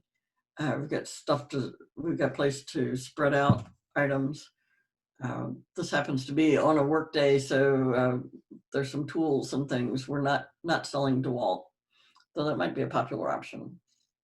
There's a closet off to the left in this picture, which would be ideal for storing some inventory so that you won't have to go plowing through a bunch of old boxes to get that t-shirt that somebody wants. Yeah, the map in the background in this picture used to hang in the middle of the station. And again, it was very dark and it was kind of hard to read. When we moved it to this location, we said, oh, well, there's a legend at the bottom so you can tell what each item is. So it's you can get up close and personal with it. That's not its final location. Bill Adams has a plan for a 3D map, a terrain map. Yeah, but this will definitely be in there somewhere. The panels that you see, there are a couple on the left that you can see leaning up against the wall. These are going to be assembled in groups of 6, 2 groups of 6 in the middle of this room once we get all the construction stuff out of the way. And they will lead you through the history and progress of the railroad. So just wanted to say thanks to everybody that's helped.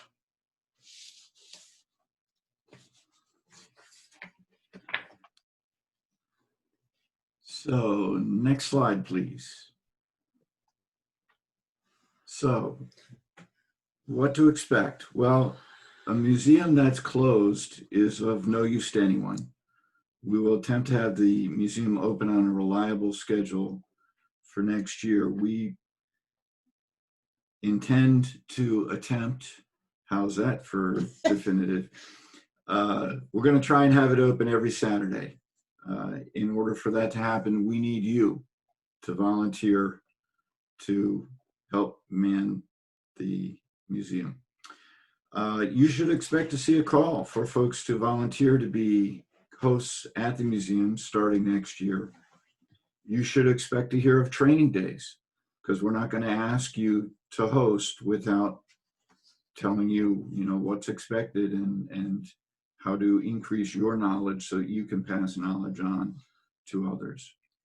You should expect to see a call for donation of chairs, bookcases, reading lamps, EBT related books and magazines for the second floor library and study. You didn't know that was going to be there, did you? Next slide, please. And even more, you can expect to hear of plans to modify the freight doors on the station so the handcar can be moved without having to take the doors off the hinges. There'll be a walking tour with signed locations developed. We also you can expect to hear that the roof on the station needs to be completely replaced. You see the fundraising slides next up. And your museum will work in cooperation with the Miners Museum, the EBTF, and Bricktown Model Railroad Club, and other historical groups. Next. You can expect to have a great time when you visit the FEBT Robertsdale Museum Complex. Next. Any questions? Okay, we got one more Rockhill question that came in right at the end. I'm going to slip into Charlie, and he's going to love this question. After you're done with Combine 14, which car will be worked on next?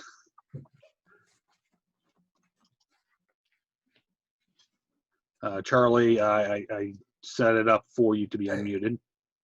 You hear me now? Yeah. Okay, your guess is as good as mine. Combine 15 needs just as much or more work as 14 did. Personally, I'd like to see one of the cars we brought back from Colorado worked on. But you know, who knows what's going to happen with Combine 16 in New Jersey. There's lots of options. No decision at this point. Okay, thank you. Moving on to Robertsdale, has there been any mitigation measures done to prevent a flood damage as occurred about 15 years ago?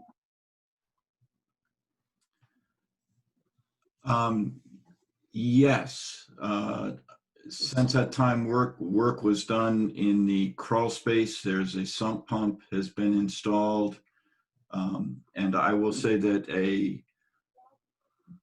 unintended, as far as we're aware, aspect of the work that's being done on the road bridge that's right between the old post office and the new post office and going over the creek, is that they have cleaned up all the junk that was on the surface there, which is all the stuff that clogged the drain grate. So we think we're in much better shape, and we got some people who know how to spread some stuff that might be related to Agent Orange, and we're going to talk with them. You didn't hear that, though. Okay, next question. It's a double question from the same person. First, how does it feel to have rolling stock about Robertsdale again? Second, what is to become of the station building? And I'm assuming that means now that it's no longer going to be the museum building. Well, the addition of the cars has made a difference in how many people just randomly stop by. People that live in the town and say, hey, there's cars here. So it's a double-edged sword because we're trying to get some work done, but people are always coming by and saying, hey, what's going on? What's going on? Also, the station is going to be pretty much empty, and I think that would be that's a good start if we're going to have the roof replaced. You don't want to have, you know, the dust shaking out of the rafters onto valuable so-called collections. It'll probably be, huh? Yeah. So the answer is that we're not entirely sure. If you've got experience running a museum, if you've got ideas on what you think ought to be there, we'd love to hear from you. I'll just throw in, I think at one point it was said that the station building would be completely returned to its period interior. Is that still something under consideration? Yes. Okay. Sure. Okay, next question. Will other tracks at Robertsdale be restored for handcar usage or just the one with the hoppers now? Well, that one's not for handcar use. That's just for display. Yeah, the handcar is going to go on the main, is it not? It'll go, yeah, the handcar will go on the main. So I think the big question is how far is the track work going to extend and on what tracks? Well, it'd be on the main line. It's going to be less than a mile. We don't want it to go all the way to Woodvale. The anticipated problem is that people would come in that way and tear up the area on their four-wheelers. Yeah, so I'll chime in a little bit there that basically the foundation has allowed us to go to mine 1 and a little beyond on the main. And as Jane mentioned, the hoppers are on the scale track, right? And the main will be used for eventual handcar rides. But yeah, right now it's cleared to mine 1 and maybe a little beyond. And we're going to continue to work with the foundation to see if we can go a little further than that. And yeah, the track the hoppers are on is pretty fully restored, right? All new ties, completely rebuilt. The handcar track is going to get, ties only every so often, just enough for the handcar. Right. So Okay, next question from an experienced member, Dean Melander. While we are replacing the roof, are we going to replace the knob and tube electric wiring? I hope not.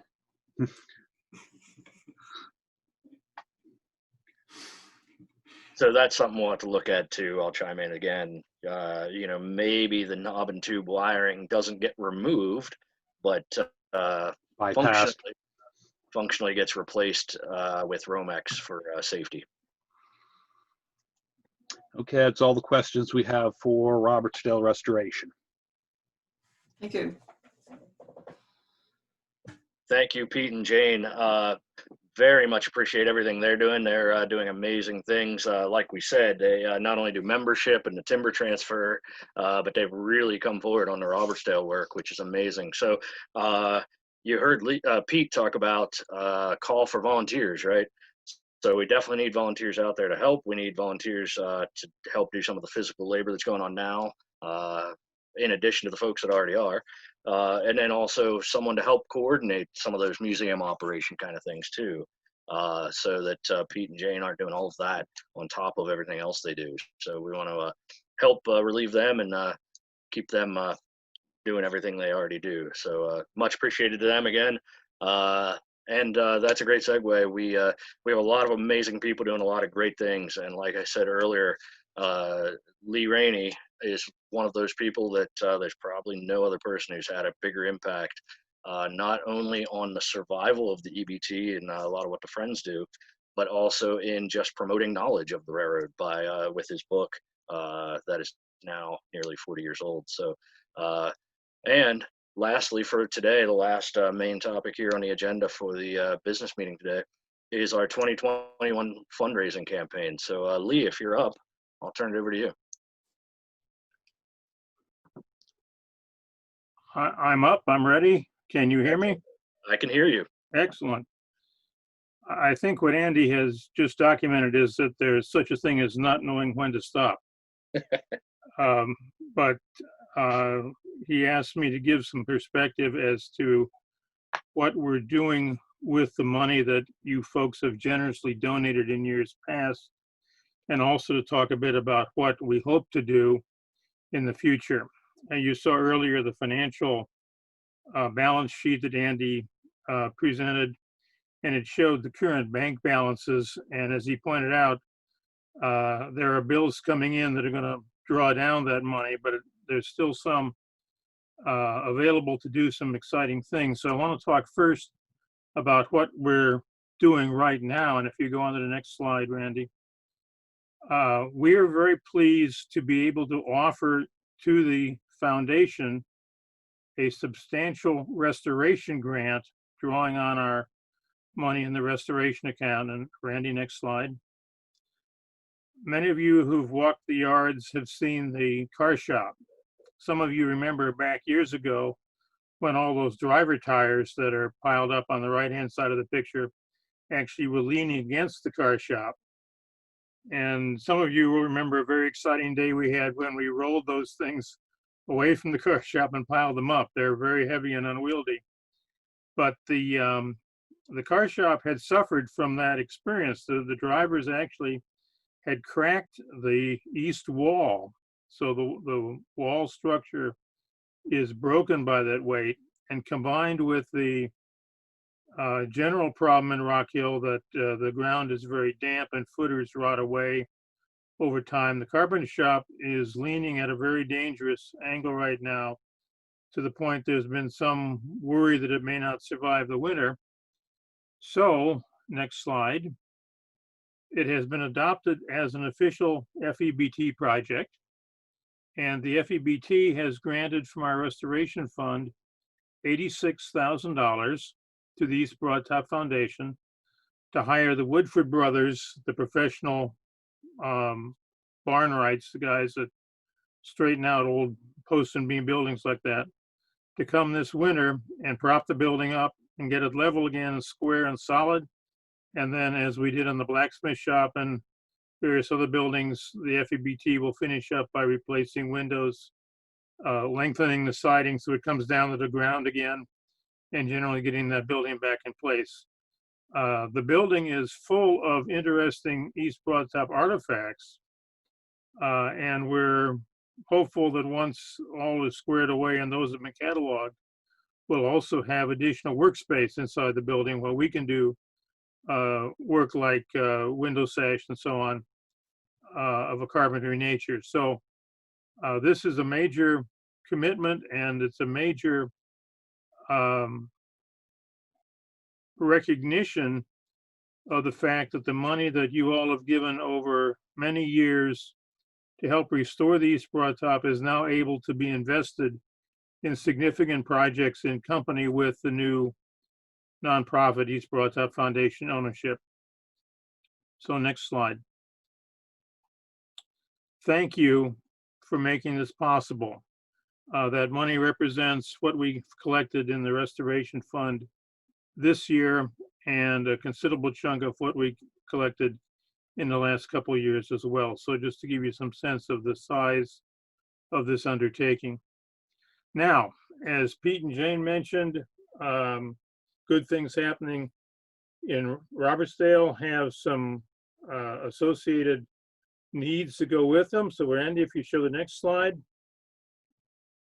We have worked closely with the East Broadtop Foundation, and we've tried to implement two objectives. The first is we're trying to support the EBT Foundation commitment to stabilize the shop complex while at the same time preparing to resume operations. In addition, we've been mindful of the fact that the Friends of the East Broadtop is focused on restoring equipment and buildings that are part of the historic integrity of the railroad, going back to some of the questions that were asked of Mr. Posner earlier on. Even if that may not be used in day-to-day operation, we want it to look like the East Broadtop Railroad and preserve the buildings that give it that unique look and feel. So next slide. So what we're going to talk about here in a moment are not the only things that our work crews will work on in 2021, but they are projects that need to be done that are not yet funded. And that's what I want to talk about today. Randy, next slide. It starts with the revival that's going on in Robertsdale. Next slide. Jane stole my thunder. She showed the hopper cars already.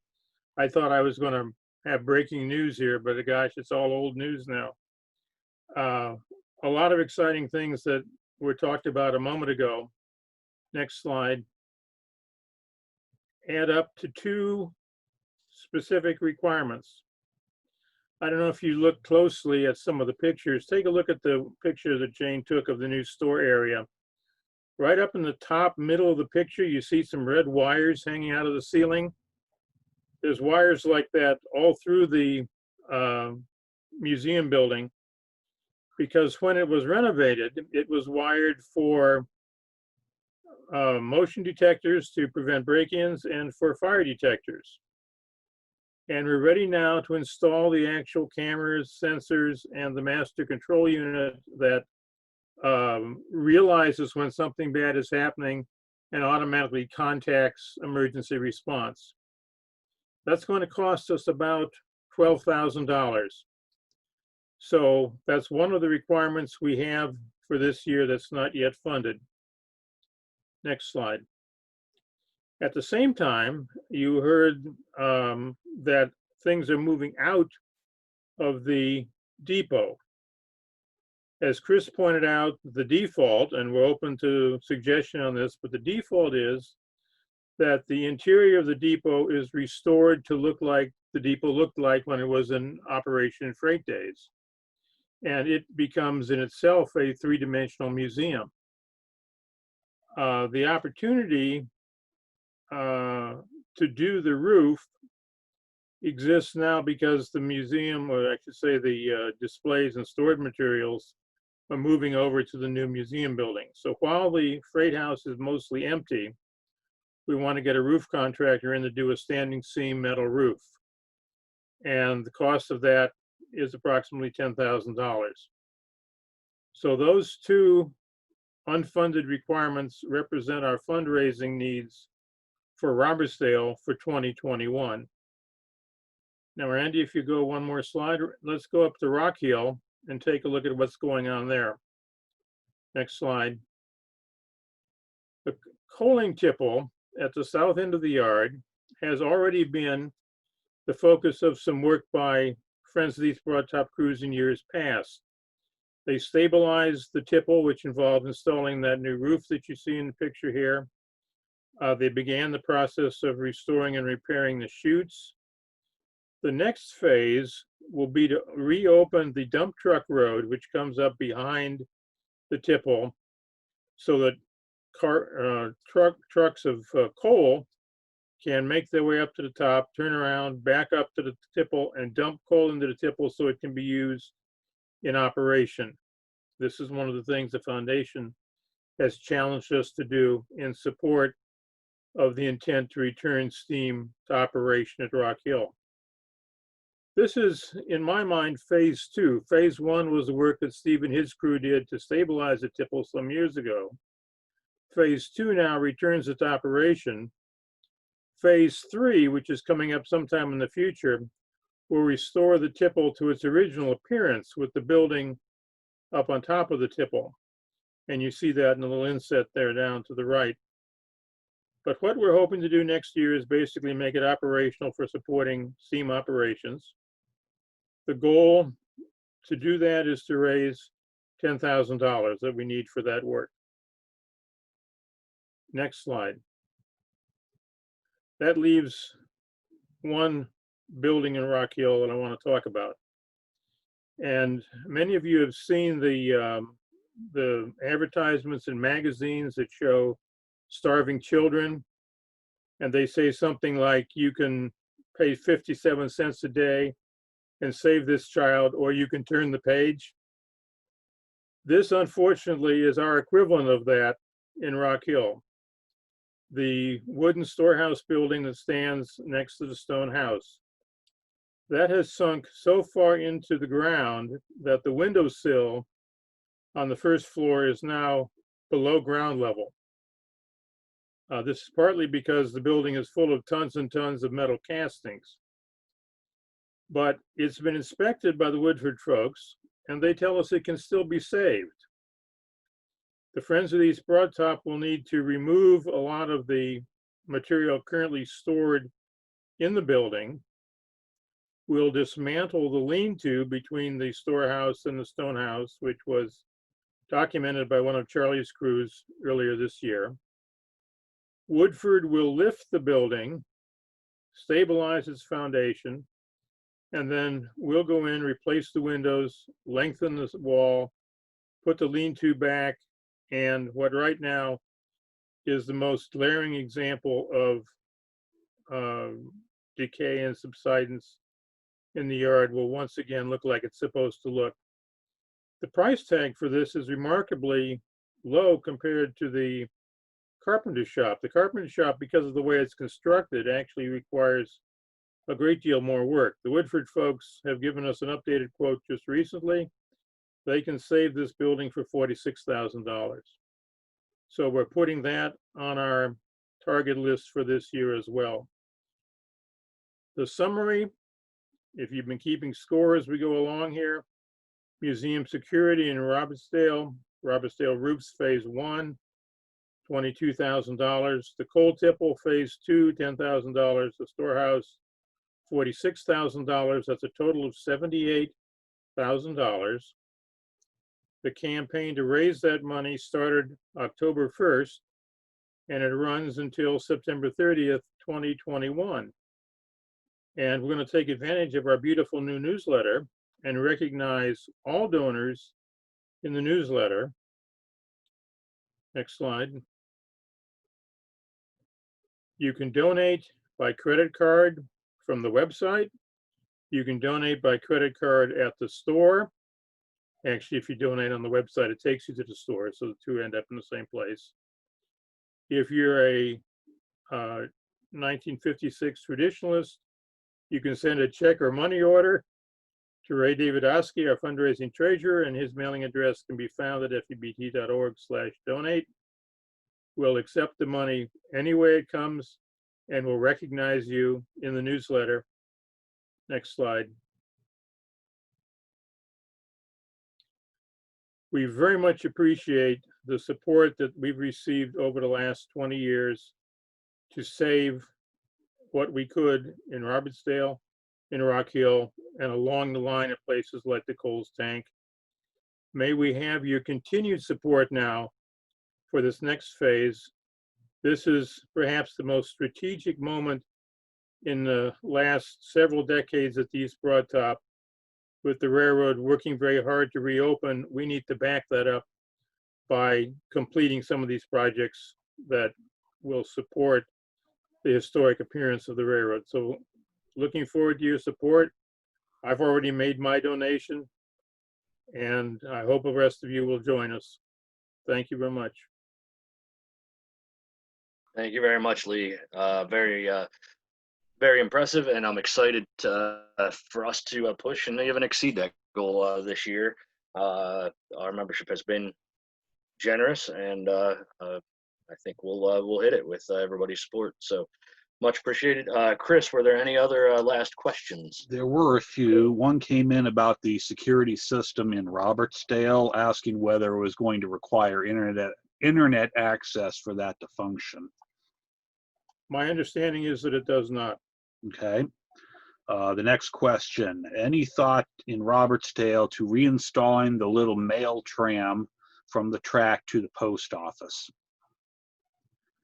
And I don't know if that's a Lee question or a Jane question.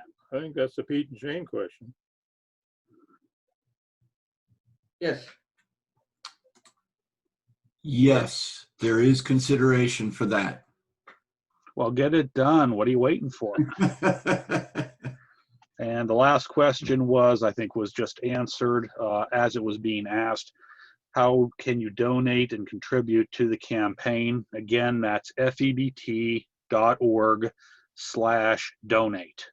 And that should take you right to all the information you need in order to make a contribution, and those are certainly welcome.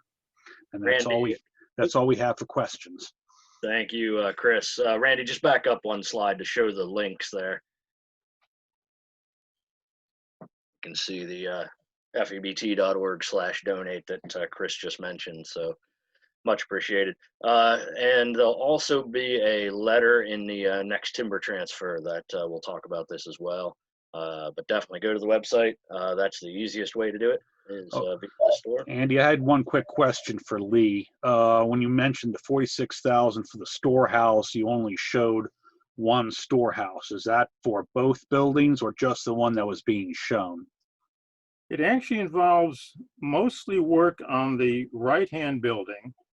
There's one corner post on the left-hand building that is in trouble that will be repaired as part of this work. But surprisingly, the left-hand storehouse is in much better condition. So raising the middle one and then doing the one corner that they share will stabilize the left-hand storehouse as well. Okay. Back to you, Andy. Thank you, and thank you for everything you do. And definitely with that, I want to thank everybody. It's fun to be involved with an organization that does so many amazing things. And I will just say it's hard just to keep up with everything that's going on within the Friends. So I appreciate everything everybody does, appreciate the member support, and look forward to wrapping up 2020 this year with a little bit more work here. And then 2021, I think, will be quite the banner year as we progress and the railroad works towards reopening. So looking forward to it. If folks didn't get a chance to ask their questions today or think of things later or just ever have questions, generally my email is in the timber transfer. We have links to different emails on the website as well. My email personally is just my last name @gmail.com. Don't flood me too much and don't expect responses in 5 minutes, but I'm happy to talk with the membership anytime. So vansyock @gmail.com. So anyhow, with that, I think we've covered everything that was on the agenda. We've run over time just a little bit, but just goes to show there's a lot going on, a lot of great stuff. So with that, I would be more than happy to entertain a motion to adjourn. I move to adjourn. Thank you, Chris. The meeting is adjourned, and appreciate everything everybody's doing. Have a good afternoon, and I'll turn it back over to Randy. Oh, I'm sorry. Let me just say thank you very much, Randy. I don't think Randy got to thank himself for organizing this reunion, and he's doing a great job. Now back over to Randy. Thanks, Andy. I'm happy to be here helping out in whatever capacity I can. I got to say, wow, that is probably, well, that is definitely the most exciting business meeting that I have had the privilege of witnessing since I've been a member of the organization. So much going on, great stuff going on, and I think we can look forward to years of more great stuff in the future. With that said, I'm going to let us all get a well-deserved 10-minute break again. Stretch your legs, get something to drink, and get ready for another very informative session. We are going to come back with Dave Domitrovich, the railroad's new Chief Mechanical Officer, and he will be able to have his say as to what's going on, what he's working on, and we'll again do another Q&A session after that, followed by another sure to be great presentation by Ron Pearson. He always delights. So let's see, it's 3:18 now. Let's all come back at 3:30, we'll say, nice round number. 3:30, we'll start the meeting back up again. Thank you, everybody, so far. This is turning out to be quite a spectacular event. So thanks again, and we'll see you all at 3:30. Okay, everybody. I think we'll go ahead and get started again. Again, thanks to everybody for joining us this afternoon. I think this has been great so far. I hope you're all enjoying yourself. But without too much more fuss, I'm going to get on to our next lecture, as we are about a half hour behind schedule already. Just means that we have a lot of great things to share, and that's a good thing. But without further ado, I would like to introduce you to a great new addition to the Foundation's group, a man full of energy and knowledge, the railroad's new Chief Mechanical Officer, Dave Domitrovich.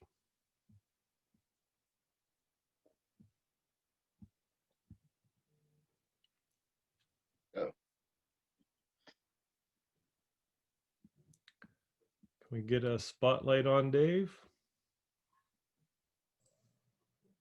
Randy, this is Scarlett. I'm not able to locate him in the gallery view. If you could you give us a thumbs up or text one of our hosts, please? There he is. Hi, Dave. Oh, need to unmute you, I think.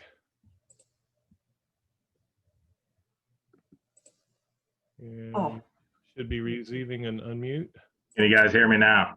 Yep, there you are. Take it away, Dave. There we go. How you guys doing today? Just want to introduce myself, Dave Domitrovich. I'm the new Chief Mechanical Officer for the East Broad Top Railroad.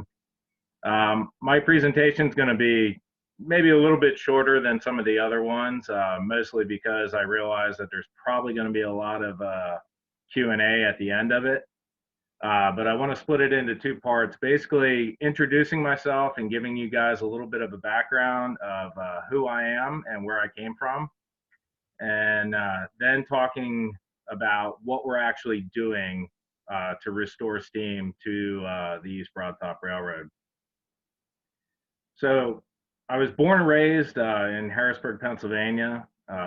Always had a keen interest in mechanical things and history. I grew up right up the road from the Rutherford yards to a point where I could actually hear them switching cars at night in the summertime. Both sides of my family have very much Pennsylvania industrial background. My mother's side of the family were all anthracite coal miners. My father's side of the family worked for Jones and Laughlin Steel in Pittsburgh, Pennsylvania. And both my grandparents instilled a considerable amount of time taking me to see historic things as a child. And I think that added a lot to my mentality of how I grew up and looked at things.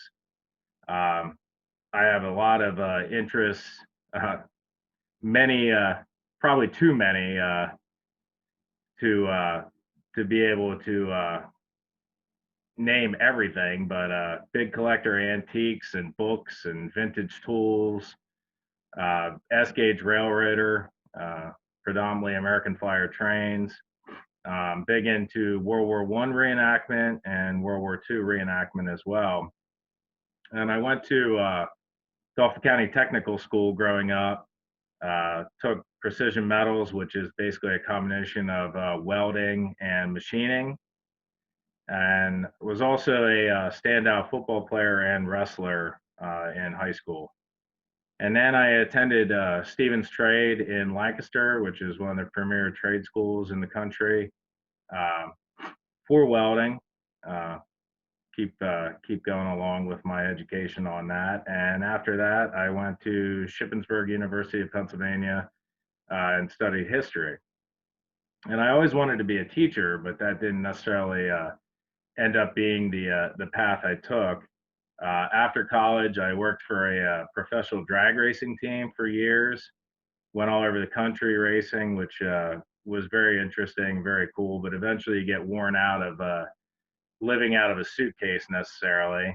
And I came back to Harrisburg area, ended up working supposedly temporarily for my father at a large Chevrolet dealership in the body shop, doing production work and learning how to paint and weld, continuing to weld. And it's when I was there that Dave Boyer, who was a engineer fireman for the East Broad Top Railroad and then later the Strasburg Railroad, encouraged me to pursue my interests more to what I actually do. And I applied to become a welder at the Strasburg Railroad. And it was there that I started my apprenticeship to become a Boilermaker. And luckily, the Strasburg has some of the best teachers in the entire world, more or less, best steam men there is, Lynn Modinger especially, Rick Musser and others that took me under their wing, taught me the trade, and we went on from there. Definitely something else I learned there was networking in the steam preservation industry, whether it was working with people like Bob Yule or Scott Lindsay with the 611 projects or numerous other people in the industry. It definitely taught me a lot about how to work with people and use your best assets to get a job completed. And there I got into operations after about 5 years, became an engineer on the Strasburg Railroad. And I worked my way up to become eventually the boiler shop supervisor and the quality control manager as well.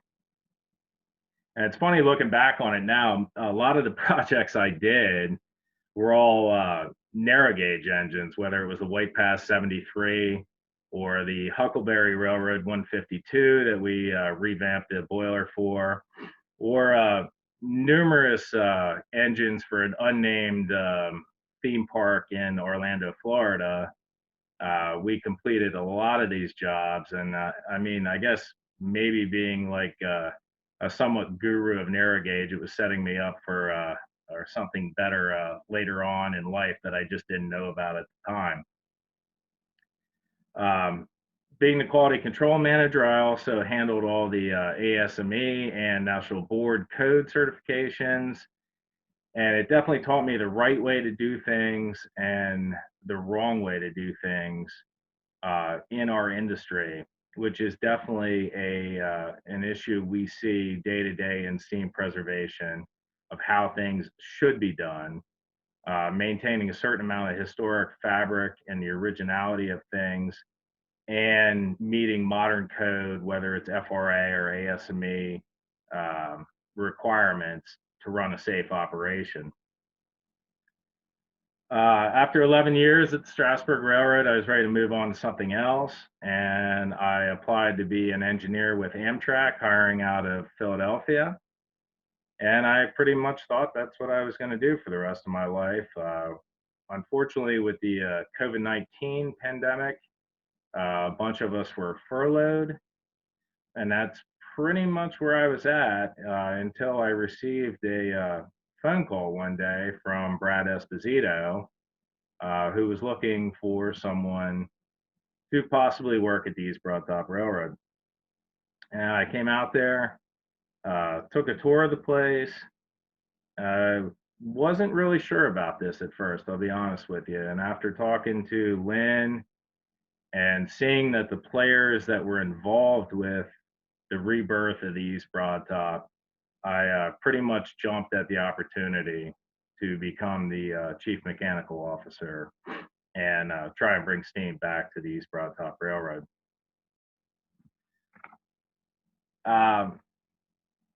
Being at numerous railroads around the country, I got to run down Texas and been all over with Pete Lero with Lero Productions and doing photo charters and everything else. You see a lot of different places, and there's really nowhere on earth that I've ever been like the East Broadtop. As far as the intact railroad with the shop facilities, the engines, the buildings, the track, it's just truly amazing.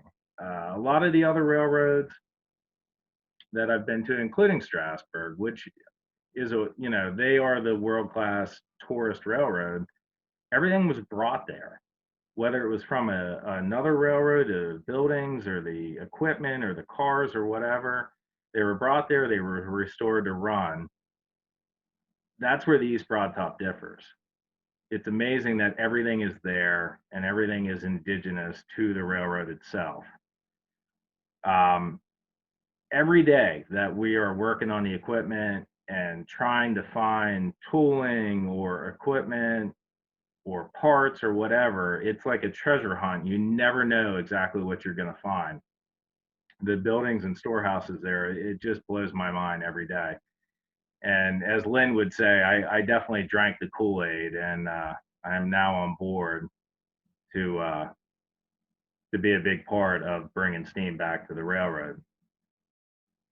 It's no small undertaking, as I'm sure most of you guys know, of what we have to work with. It's basically a startup operation, more or less, to try and not necessarily take years of neglect, but just bring something back from what it was and get it operating again safely and efficiently. Now that you guys know a little bit about my background, we'll talk a little bit about what we're trying to do. And I think most everybody here in this group obviously knows the history of the railroad, but in late 1911, the order went into Baldwin Locomotive Works in Philadelphia, Pennsylvania, for the first Mikado type locomotive that would come to the East Broadtop, and that was East Broadtop number 12. And with the success of number 12, the EBT ordered number 14 in late 1914. 15 would then follow. In 1916, the East Broadtop ordered the first of its three larger Mikados, number 16. And 16 was a superheated engine. It had cylinder style valves versus slide valves, and considerably more attractive effort than the 14 and 15 with the increased traffic on the East Broadtop Railroad. The larger engines were needed. Number 17 followed in 1918, and number 18 in 1920, bringing the stable up to 6 Mikado locomotives. And obviously the railroad filed for abandonment, actually on 11/18/1955, which is 11/18 is my birthday, so I kind of found that interesting. And that's about 81 years after the beginning of regular common carrier service. The common carrier ended in 1956. With the Kovalchuk family purchasing the railroad in 56 and the tourist era beginning, that was kind of the second rebirth of the East Broad Top Railroad. And then this year with the foundation purchasing the railroad, it's probably about the third rebirth now, making a top priority to rehabilitate the facilities and the locomotives to bring steam back to the East Broad Top Railroad. With experts in the field, thorough evaluations were made of all the East Broad Top Mikados. And out of the group of 6, number 14 and number 16 were chosen to be the leading candidates for rehabilitation for operational purposes. The asbestos abatements were completed and the teardown of each locomotive was done. And both the 14 and the 16 were basically torn down to the boiler proper. So everything removed from that. And the boiler just sitting on the running gear and frame itself. Tubes and flues were removed. The cabs were removed to facilitate ease of working on the firebox itself. And the second big process would have been doing a UT survey. So we grid off the locomotive and measure each part of the gridding to see how thick the steel is. And all these numbers will be processed and calculated to see what part of the boilers need to be replaced and what don't. And basically give us a footing of where we're at as far as boiler wise. The calculations will also be used for FRA mandated Form 4, which we'll need for future operational purposes at the East Broad Top Railroad. I'm going to break down both locomotives individually at this point because they are very different on what we've found and what is needed to restore those to operation. Now, EBT 14 was obviously run considerably after the common carrier era, and some of the wear and tear on that engine became apparent due to how much it was run. There's several areas on the boiler that will need patched, including the throat sheet. The throat sheet on the 14 and 15 style Mikados, it has a large furnace bearer in the center. On the 14 especially, with the buildup of grease and road dirt and everything else, it definitely caused a major problem with corrosion on the throat there. So we're gonna have to cut that whole area out, weld a patch in there, re-rivet the mud ring there, and that'll restore that area of the firebox to be able to operate. Also towards the back, there's considerable wastage on the fireman side and engineer side. Basically where the firebox outer sheets meet the floor, and both those areas will need to be cut out, a pretty considerable chunk of metal, and replaced to meet any modern code to have it operate. On the back head itself, which is the actual back of the boiler where the door hole is, we're going to install flexible stay bolts on the outside of the outer row of stay bolts. This treatment was done to EBT 15 years ago, and that eased the stress on the back head. We will be doing that same process to the 14 and the 16 as well. The running gear on the 14, so we're talking about wheels, drivers, rods, brake rigging, what have you. it's in fairly decent condition, other than substantial cracking in the drivers themselves.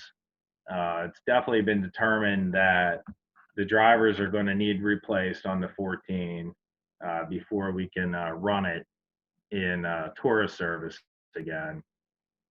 And we have moved the 14 up to the machine shop, locomotive shop, to use the East Broad Top's original drop pit to facilitate dropping of those drivers. Once the drivers are dropped out, they'll be sent out to an outside subcontractor, possibly Strasbourg or whoever else, to replace the wheel centers, probably with steel wheels at this point. The steel has an advantage over the cast iron, whereas if something does crack or need repaired, we can easily weld it. Whereas class 40 cast iron, we would have to braze that, as in the originals.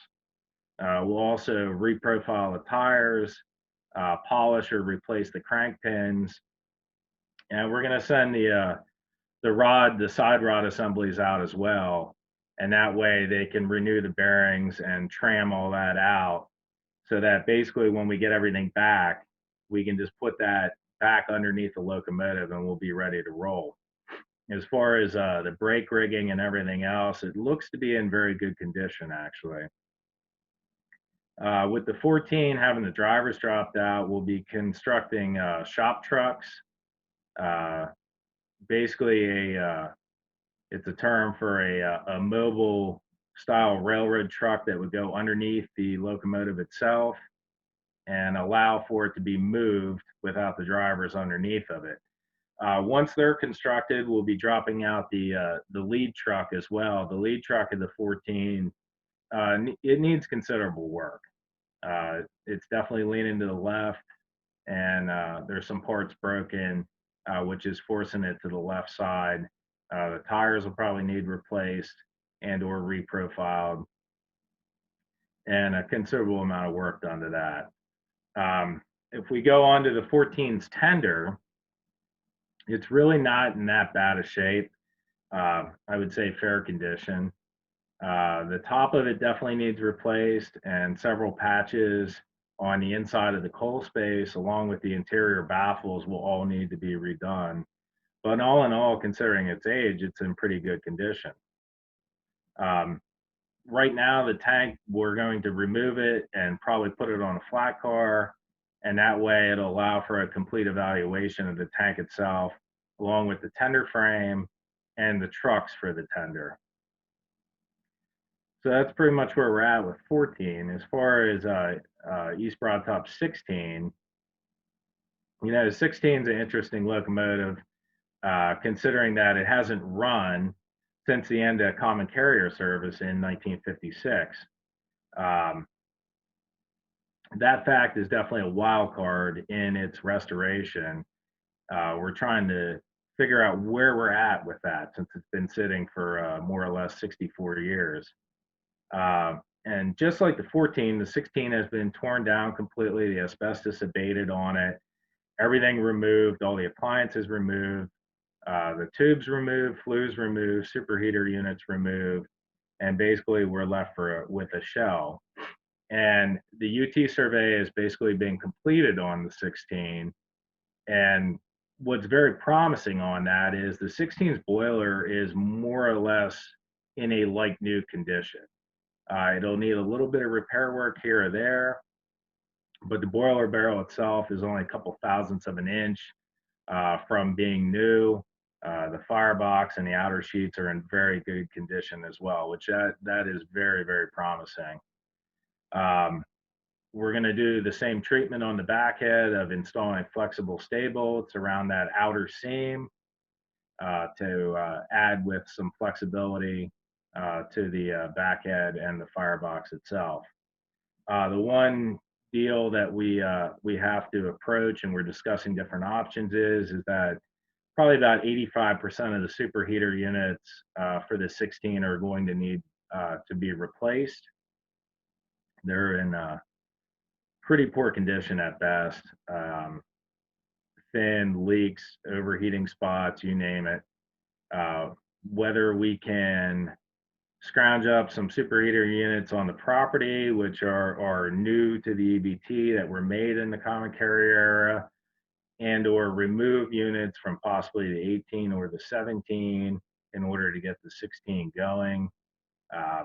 That has yet to be determined, and we're talking about these things. We could probably also have brand new superheater units built, but that's a substantial price tag to the railroad itself. The running gear of the 16 appears to be in very good condition. We don't see the cracking in the drivers or the serious wear on the tires that the 14 has. And basically what my plan is right now and what we're working on, we have the 16 moved out of stall 8, which is our more modern repair facility in the roundhouse, and moved it back over into the older part of the roundhouse over one of the deep pits. We're dropping all the cellars out of it, which are the bottoms of the driving boxes where the actual lubrication pads are located. And we're going to repack all that, clean everything out very well, re-lube everything, and then basically take it out for a test run using one of the Plymouths and an infrared thermometer style heat gun, and see what it does. Measure lateral, see how the rods react, see how the axles react, and go from there. And that'll give us at least some sort of starting point to what we have to do to the running gear. And hopefully we don't have to do much. I mean, that would aid greatly in getting steam back quicker into operation. The sellers have been fighting us pretty much all week. I've had my team working on them, but when you have something jammed in there for the last 64 years, it doesn't come out necessarily as easy as you think it would. So we're working on that. Hopefully in the next week or two, we will give it a test run and see where we go. Moving on to the 16's tender. The tender is in poor condition and needs a considerable amount of work to the tank itself. Mainly because of the coal being stored in it for the last 64 years in the roundhouse. That coal is very acidic, and mixing with moisture has deteriorated the tank of the tender considerably to a point where it's extremely thin. And we're looking into options right now, possibly replacing the tender tank, being a welded tank. It might be a little bit easier than a riveted tank as on the smaller Mikados, or patching the tank. But we're looking into a couple different options on that right now. As far as appliances go on both the engines, so we're talking about safety valves, brake valves, the air pumps, everything like that.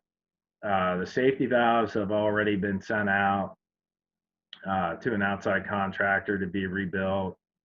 The air pumps, injectors, lubricators, everything. We have the technology, the tooling, and the people in place to do all that work in-house at the East Broad Top, which is really nice and will save a considerable amount of money in the long run that we can put towards other things that we need, like maybe a tender to bring steam back.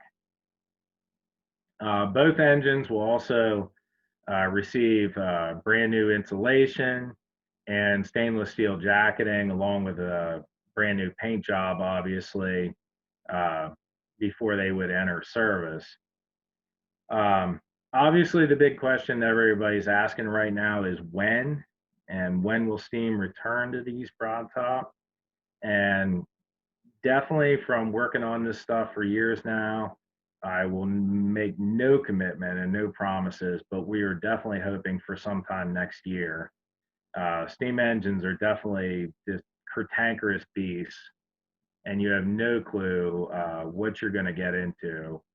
But everything we're seeing with 16 right now is pretty promising, and it would be pretty cool to to have that engine running first, considering that it's never run since the common carrier era of the East Broad Top.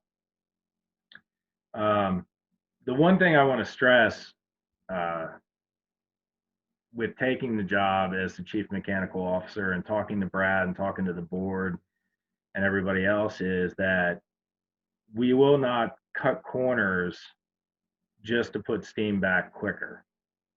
That's not what we're trying to do here. Quality and safety will not be compromised in order just to get an engine out quicker. We're going to put a very safe and very reliable product out there that can run reliably as much as we need it to within reason of what steam engines can do, and that everybody can enjoy. You know, you combine that with the track work and the structure rehabilitation and everything else that's in process right now. And the East Broad Top, which is the, you know, the narrow gauge of the East, can rival any tourist operation in the United States. We just need a little bit of time, effort, and money to continue to have this done. Basically, that's where we're at, and I'm pretty sure there's probably going to be a lot of questions right now. So, Brandy or whoever else, we turn this back over, and we can answer as many questions as we can. Thanks, Dave. That was really informative, eye-opening, and I'm sure everybody appreciates what you have to say and agreed. I think there's probably a pile of questions accumulating right now, and we'll turn that over to Chris to begin asking those to you. Thanks a lot. No problem. Okay, first off, just to put some limits on how far the questions stray. Dave, you're the chief mechanical officer. That puts you over top of all locomotives, including the diesels as well, correct? Yes, all motive power equipment at the railroad. Okay, does that include rolling stock or not? I'm working with Lynn on some of the rolling stock, but Brad is still handling a lot of that. I have my hands full with the steam locomotives. Because we're getting some questions that are not motive power, so we'll skip over those. Yeah. Let's start with a question about the trailing trucks on 14 and 15. There was a lot of to-do made about the time that the railroad shut down, that they were the one on 15 was worn out, and they pulled out 14s, and it was worn out too. So could you go into some detail on the status of the trailing trucks? Yeah, both the 14 and 15's trailing trucks need a considerable amount of work. At one point, we had those at the Strasburg Railroad for a full evaluation. We're still pretty much going off what was evaluated years ago for that. There's several people in-house that are willing to step up and do some of the work to the trailing trucks that are necessary to have that to go back under 14. But a lot of those talks are still in the preliminary stages right now. The 16's trailing truck looks to be in fairly good condition, along with the lead truck itself. Okay. The next question, I'm going to abbreviate this one a little bit. It's basically asking 14 or 15 was run more recently than 14 and 17 more recently than 16. So the question is, why were those not chosen versus the ones that were chosen? And that's a very good question. It's been asked to me many, many times already. As far as the 15 goes, the boiler itself is in good shape, but the running gear is in fairly deplorable condition. Much worse than the 14, even though it was running last. As far as the 17 goes, that's kind of the opposite. The boiler needs considerably more work, including if you look at the rear flue sheet up into the knuckle area, which is the top of the rear flue sheet, there's substantial deterioration and cracking in that. And all these factors were weighed when what engines were determined to be the prime candidates to return to steam as quickly and financially feasible, and that all that weighed into it. And that's why the 16 and the 14 were chosen over those. Okay, our next question is about the 18. Another thing that's often talked about is how the final run was made by 17 because a problem was reported with 18 and was pushed into the roundhouse. Do you have any thoughts on whether there's actually a problem with 18 that caused it to not be used in the last run?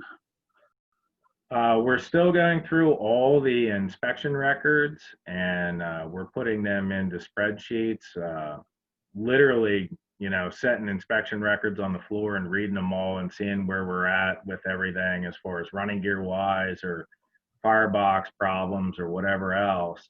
And it was with the 18 that there was some lateral problems with the running gear, and that's yet to be determined on that. Again, it goes back to that the 16 was just in better shape, period, to bring back quicker and more financially feasible operation. Okay, next question. Have you evaluated the tenders on 17 and 18 to see if they are viable to use on 16? We have not, but that's definitely something that's coming down the road here. We're trying to get prices on the tank itself for the 16 and see where we're at. The 18, I would say, is probably in the same exact condition as the 16, considering that it's had coal in it for the last 64 years. It's probably no better. Now, the 17 might be a viable option to bring over onto the 16, and that can be a possibility going down the road. Okay. This next one's a loaded question, so feel free to refuse to answer. We'll roll with it. Will the 14 and 16 be restored to tourist colors with all the white striping, or freight 1956, which is not the most important thing for fixing a locomotive, but everybody wants to know. Yeah, well, obviously the most important things in tourist railroading are what whistle is it going to wear and what paint color will it have. That is up to the board of directors, and that's above me. My personal preference would be more to the common carrier era of railroading, to follow that historic look that the East Broad Top had in the 1950s, and much less the tourist era look of the brass bands and white stripes and what have you. All right. I think you're preaching to the choir here. Yeah.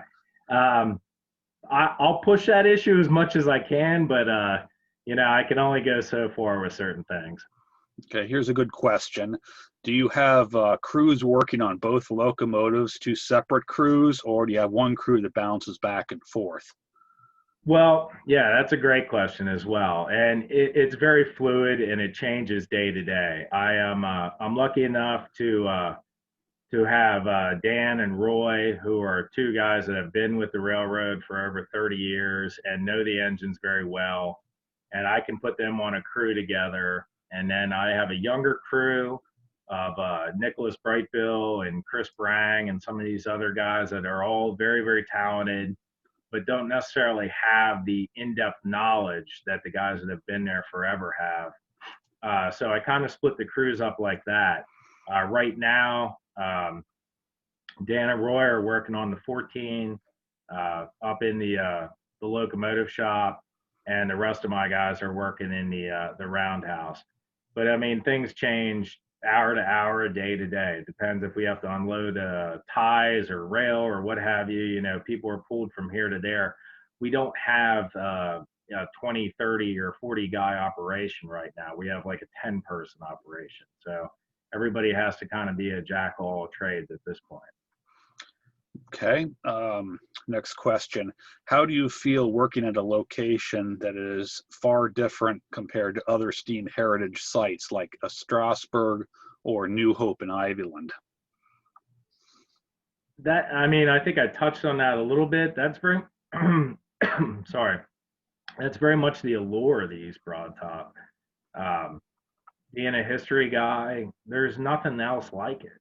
I mean, where can you go into a building and you're looking for rivets to use on a hopper car, and you find rivets that, you know, were made by the East Broadtop in the common carrier era, and you can use those for hot riveting on a hopper car, or stay bolts and everything else. You know, people talk about historic fabric, and I can't think of anything more historic than we're going to repair engines that ran at a railroad for well over 50 years using parts that the railroad made that have been sitting in stock as new old stock for all these years. There's no place else like that. It can't be duplicated. And that's what really separates the East Broadtop from such a place as the Strasburg Railroad. It's comparing apples to oranges, really. Okay, next question. I think we all know that number 12 is in pretty rough shape. Do you want to say a few words on what the status of number 12 is, just as far as its condition? Yeah, 12 would probably be one of the last candidates to bring back into service. There's a, I'm sorry again, considerable bolt cracking in the firebox, considerable wastage of the firebox sheets themselves, and it needs a tremendous amount of running gear work. It's just much more than the other engines, and it's going to take a lot more time and effort to bring that engine back into safe operating service. Okay. Next question. I don't completely understand the point of this question, but I'm going to ask it anyway. Once each engine's restoration is complete, will they be close to specs as they were when they were delivered from Baldwin?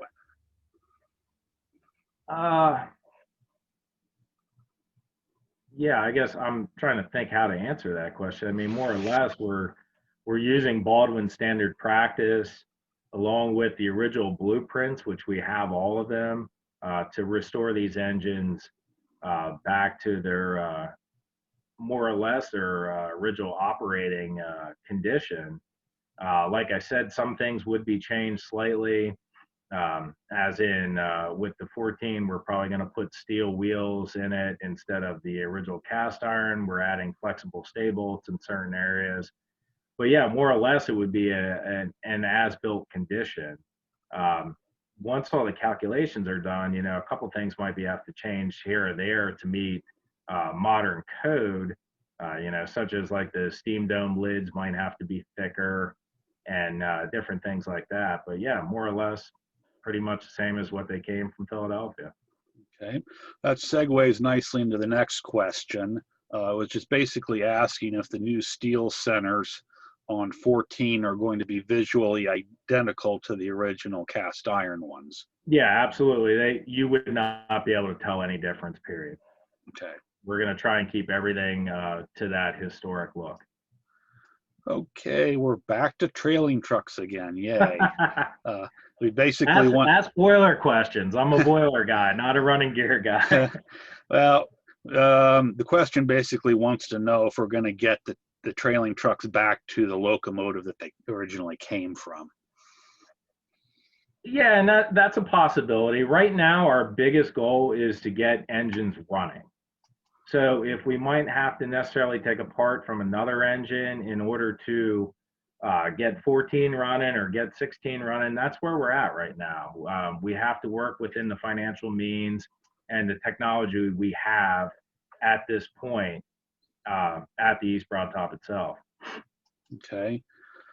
That's the end of the questions that have been submitted. So I'm going to throw in a few of my own because I'm asking the questions. Do you see any of the machinery other than the brake stand, which we know has already been in operation, any of the machinery at the East Broadtop to produce parts or sheet metal for the locomotives? Oh, absolutely. Absolutely. The slip roll, definitely. I would like to roll all my own jacketing there. I don't see any point in subletting that. And especially the wheel lathe as well. The wheel lathe is being revamped right now to bring it up to a little bit more modern, more of like World War II type technology using tracers and what have you, that we should be very easily able to turn drivers ourselves within the next couple of years. The matter is getting some way to power all this stuff, whether it's with a stationary steam engine or what have you. A mobile air compressor is not going to cut it for a lot of that. with Brad working on the line shafts in the machine shop, we already restored the punch and the shear that we made panels for the hopper car on. So I see no reason why a lot of parts cannot be made at the railroad itself without altering or damaging any of the equipment that's in that shop. You know, looking down the road, it would be very nice to have a more modern lathe and a Bridgeport milling machine and what have you. But you know, that's as money and time permits. Okay. Next question. Did the EBT use grease or oil in their driver cellars? In the cellars themselves, it's oil. On all the rods and everything, it's grease.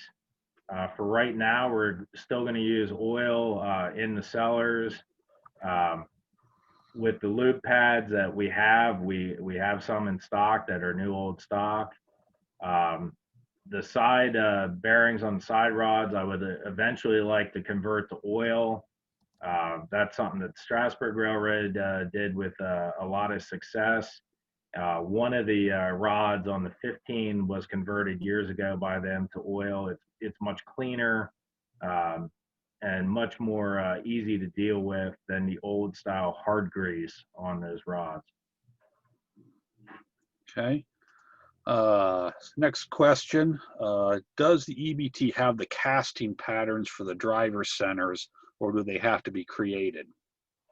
As far as the 14s driver centers, they have to be created, though we do have the blueprints to everything, so that makes that a lot easier. We do have a tremendous amount of the original patterns. We just dug out over the last week or two all the side bearers for the grates for the 14 and the 16, the grate patterns themselves. All that stuff will be sent out to a foundry to make new parts using the original patterns. So it's kind of a 50-50 mix of everything we have right now. Okay, and this will be the last question. It's been said by some EBT historians that the boilers that are currently on the locomotives are not the original ones they were delivered with from Baldwin. Do you have any thoughts on that? I've heard some theories and stories about that. I cannot confirm or deny any of that, but I mean, more or less from what we're seeing right now, a lot of the stuff looks original to the Baldwin Locomotive Works. Anything that's historic fabric on these engines, you have to take that with a grain of salt. I mean, they were repaired and restored and changed numerous times over the years throughout the common carrier era and into the tourist era themselves. So, I mean, that's kind of a very gray area and a question that's hard to answer.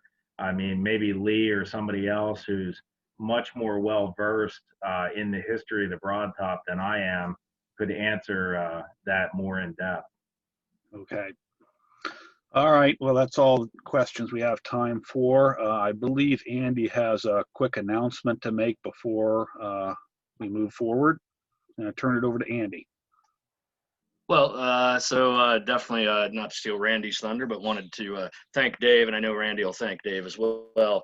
Fantastic discussion, very open and honest, which we very much appreciate. But the main reason I wanted to jump in for a quick second was just that while Dave was talking, we actually received a $1,000 donation, which helps kick off that 2021 fundraising campaign that Lee talked about. So thank you very much, and off to a great start with that. But I'll hand it over to Randy to wrap up Dave's discussion there.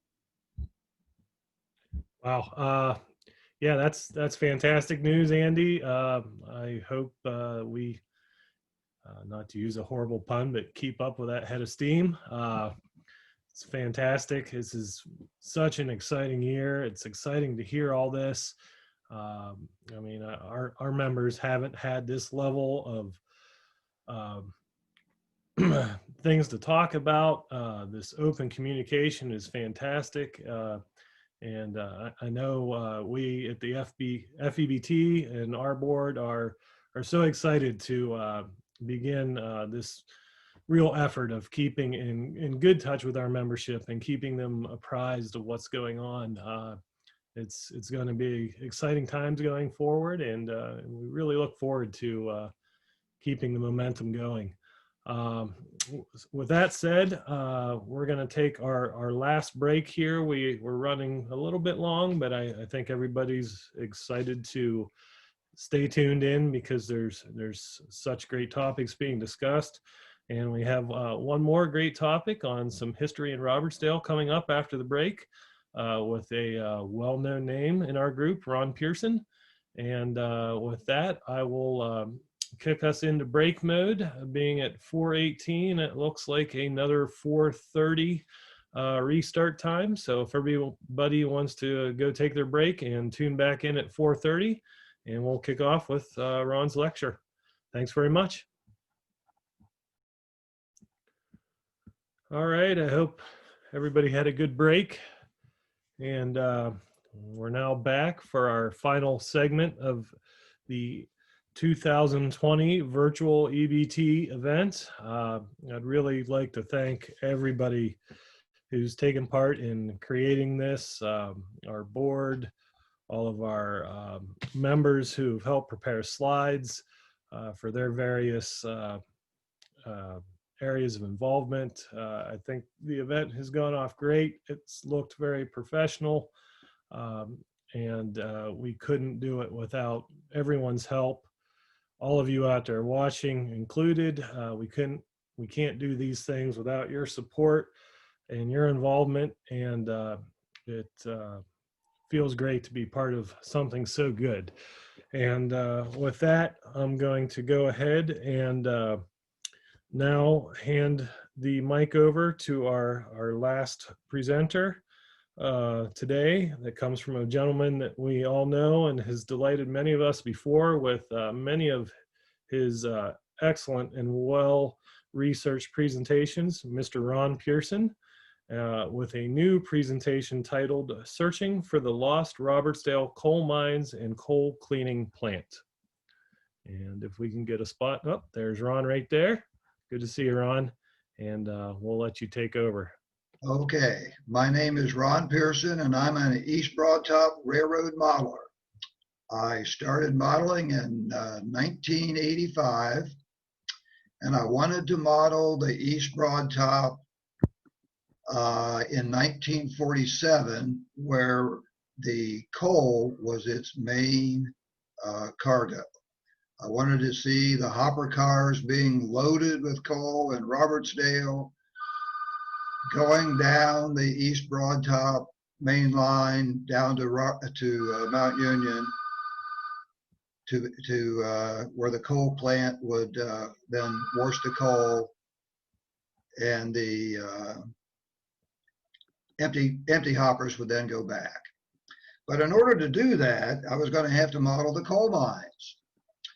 So I had brushed up on everything I could find, and there was a good book by Lee Rainey, which got me started on what the number of coal mines were and where they were at.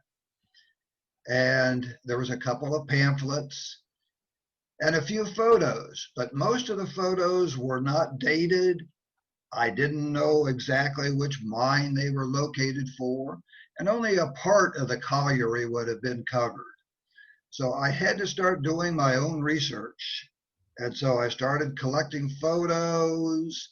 I visited museums.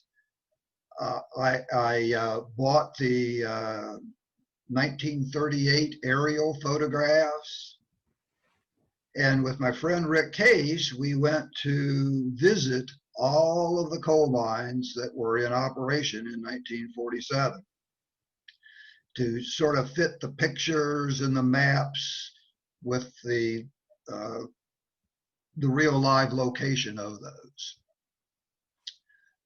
And with that, I was able to start gathering enough information to start building the mines with a fidelity that it would at least look like the mine could have operated. Obviously, it's a smaller one, but it could have operated. And Next slide.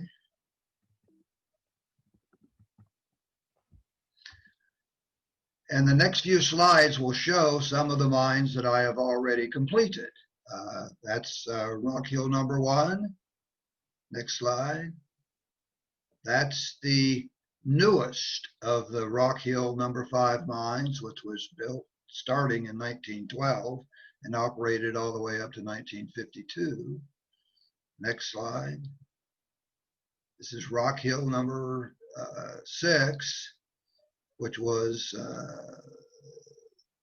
it last operated in 1925, although it was kept open to supply steam for the boilers that were down at the bottom of the shaft.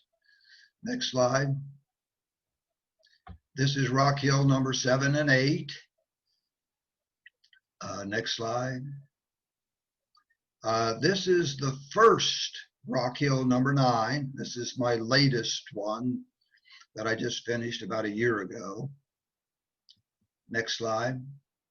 This is the newest Rockhill number 9. Next slide. This is the Jacobs mine. Next slide. This is the Joller mine, actually the first one that I built. Next slide. This is one of the truck dump mines, Rockhill number 12. Next. Now, after finishing all of those, I'm a modeler at heart. What was I going to build now? So as you can see, is what I started to do since I was modeling in 1947. I started to work my way backwards until I got to right around the end of World War I. When I tried to go back past World War I and explore what the mines might have been, I couldn't find much information. And in an article written by Vagel Keller in the Timber Transfer about 10 years ago, he had remarked that it was going to be very, very difficult to find information prior to the end of World War I, because Robert Siebert's, who was president of the East Broad Top at the time, was upgrading the coal mines. Because initially the railroad was built to support the pig iron industry with the Rockhill furnaces. And those closed in 1908, so they had to re-come up with a new business plan. And the new business plan was going to be, coal was going to be their main money making endeavor. And so they upgraded not only the East Broad Top main line and the East Broad Top facilities, but they also upgraded their coal mines. Well, when they did that, they either destroyed or buried or time destroyed the facilities before World War II or World War I. So I was in a difficult spot in terms of how to go past earlier than about Rockhill number 6. So actually Rockhill 7 and 8. So I had to start doing much more research. Next slide.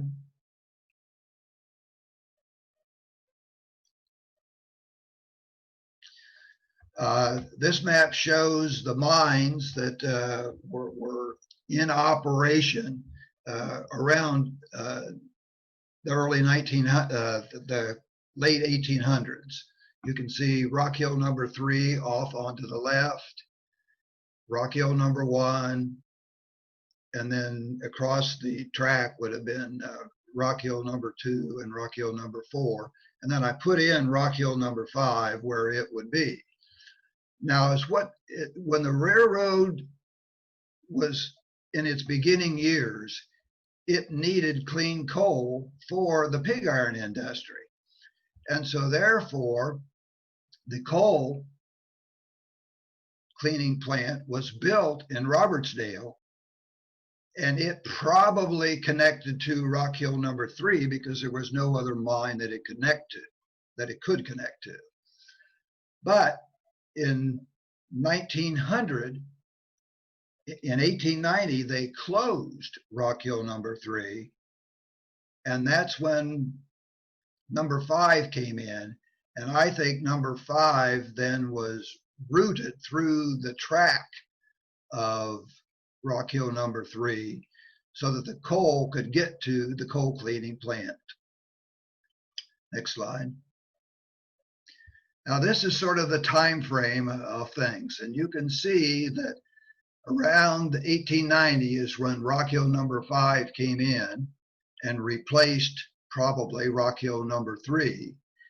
And then it would furnish the coal for the coal cleaning plant. And that coal cleaning plant kept operating until probably 1912, when Rockhill number 5 was totally rebuilt. Next slide.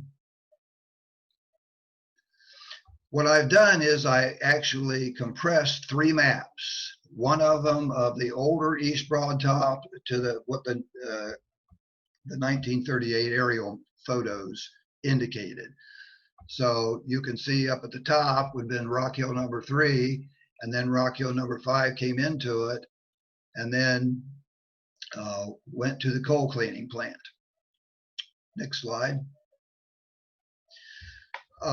When we were searching to try to find remnants of either number 3 or the original number 5, basically the only thing we could find was this big brick wall.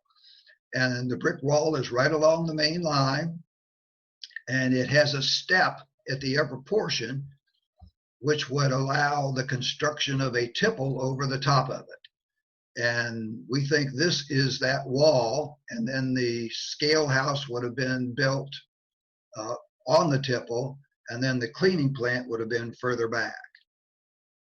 And that's the only artifact that we were able to find that for sure, for sure belonged to the original coal cleaning plant in Robertsdale.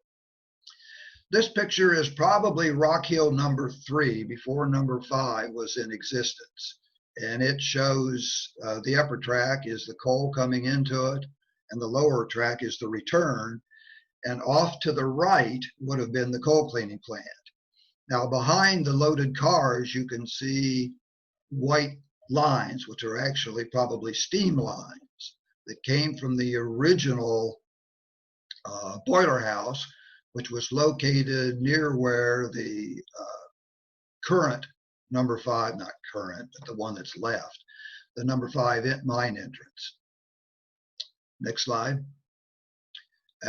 This is a photo similar to that, showing the coal cars sitting on top of the loads coming into the plant. Next slide. This is the excuse me. This is the first of the photos that I have found that show right in the middle is the coal cleaning plant. Off to its left is the hoist house, and to the right is the mine car repair shop.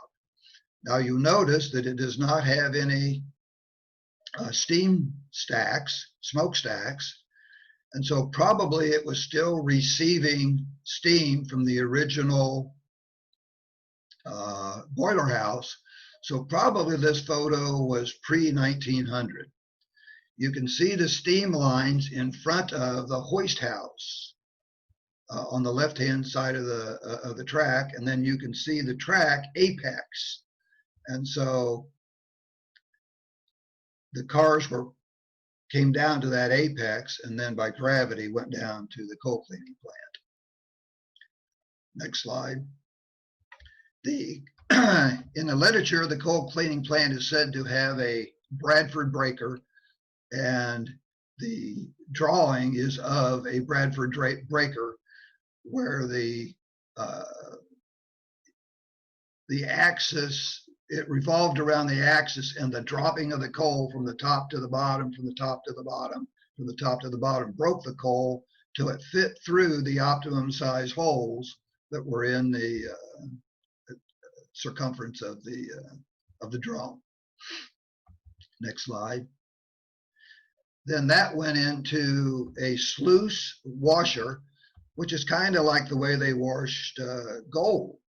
The rock would sink to the bottom, the coal would float over riffles on the top, and when the riffles got all filled up, and the coal would float over and come down the slide on the right-hand side. When the riffles got all filled up, that whole mechanism would be lifted up, and then the pony, which would have been in the riffles, was washed away, and then the riffles and stuff would be dropped back down, and then they just started all over. So my assumption would be that they probably had a few coal breakers as well as a few of the sluice washers in that building. Next slide. I started to be able to figure out how the mine itself operated from the first couple of photos that I was able to find. One of them was sent to me in the mail by, I don't know who sent it to me, but I got it anyway. And this one shows the mine car repair shop in the center. And then off to the right, the first building you see is the hoist house. And then the second building, the furthest building on the right, would be the coal cleaning plant. And you'll notice that in this photo, unlike the previous one we saw, there are two smokestacks. The one on the left is probably because they put a boiler into the hoist house to help run the hoist for the tail rope system that the railroad utilized to move the coal. And then the one on the right is probably a boiler for the coal cleaning plant. And you can see the wooden hoppers to the right. Next slide. Now this is actually the same photo, except it was in a newspaper, and therefore it is not very clear. But you can see on the furthest left, that is the maintenance shop.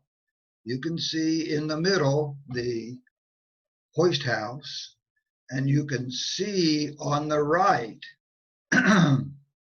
the coal cleaning plant.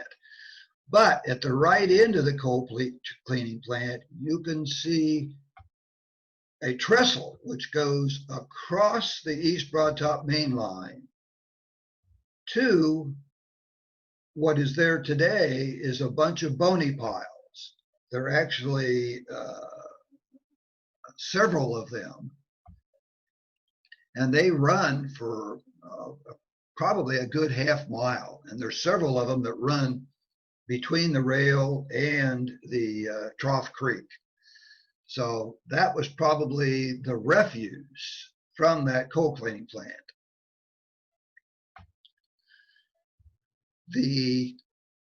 This photo shows there's a track that comes from that trestle that runs to the maintenance shop. And it goes, and when the photographer took the photo, he caught the scale house. Remember, the Apex delivered the coal cars by gravity, and it went to the scale house, and then it went over to the trestle, and then it was, and you can see the unloading facilities underneath the trestle there. And the track that's in the nearest was a kickback track which went back to the maintenance shop so that the mine cars could be repaired. Next slide. This is another photo of the same area, and again, on the left smokestack has the hoist house, and the right building is the coal cleaning plant. And then in front of the coal cleaning plant, you can see a little square gable building, which probably is their office building. It's either the office building or it's a storage facility. I don't know for sure which. And in front, again, you can see the overhead track is for the loads, and the lower track is for the return of the empties, again, using the tail rope system. And off to the left side, you can see stacks and rows of mine props that were stored in the area as well. Next photo. I found this photo, and this is showing the coal cleaning plant from the opposite side. You can tell by looking at the building on the left, which is the coal cleaning plant, that in front of it is the tipple, which carried the bony across the track, and you can see the unloading chutes. But the building itself looks like it's pretty well dilapidated. So my bet is this photo was taken right around the 1912 timeframe when the boiler house, which is the one with the stacks there, was built for the new Rockhill #5, which is the one that the remnants are there in Robertsdale today. And then in the back of that building, you can see a bridge which probably carried the coal to the boiler house there. Next slide. This is the same photo, and I know exactly when this photo was taken because it was taken from a book, and that's why it's not, the clarity isn't too great. But you can see on the left, on the far left, is the water tank. The next building to it is the scale house. And then the next building to that is the new boiler house. And you can see emanating from the boiler house is an overhead pipeline, which goes to the new hoist house. Unfortunately for that boiler house, it was built in 1912 and it was destroyed in 1914 when a safety valve in one of the boilers got stuck. The pressure built up too much and blew up the whole boiler house, took out part of the tipple, and obviously took out part of the pipeline. But the pipeline that is furthest to the right survived, and therefore the hoist house, which is at the end of that pipeline, survived as well. Next slide. The next slide shows that surviving hoist house, and you can see the same pipeline in front of it, and you can see the boiler parts spread all over everywhere, and you can see some of the parts of the smokestacks. Next slide. The next slide shows you even more of the remnants of the boiler house. You can see the parts of the stacks on the right. You can see the boilers lying on their sides in the middle. And then you can see that bridge on the left that probably carried the coal to fire the boilers. Next slide.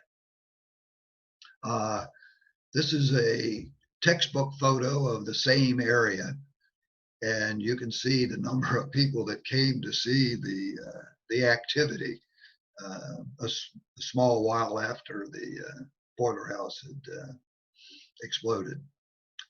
Next slide. And this is the last of the photos that shows the complete devastation of the whole thing. So next slide. This is the new boiler house that replaced the previous new boiler house only 2 years later. You can see on top of the trestle that the scale house, and then right beside it is a brand new boiler house. And they obviously had some admirers that came to see the same thing. Next slide.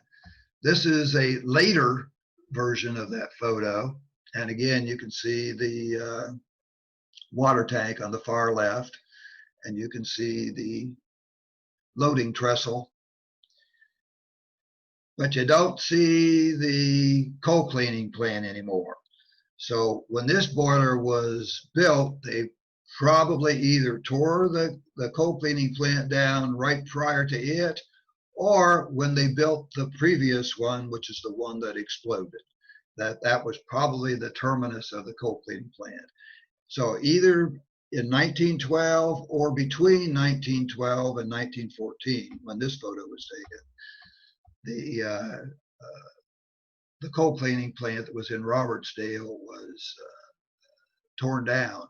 And then the new one was built in Mount Union in 1915 to handle coal from any of the mines, so that any of the mines could have had clean coal. Now, again, you can see the pipelines coming off the boiler house, and there are two sets of them. Well, the set in the back is for Rockhill number 5. The set in the front is for Rockhill number 1, which had closed in 1890, but reopened in 1911. So they had to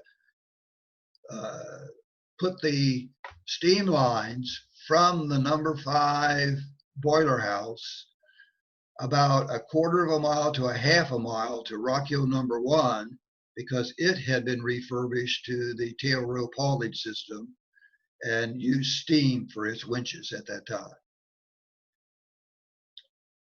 Next slide.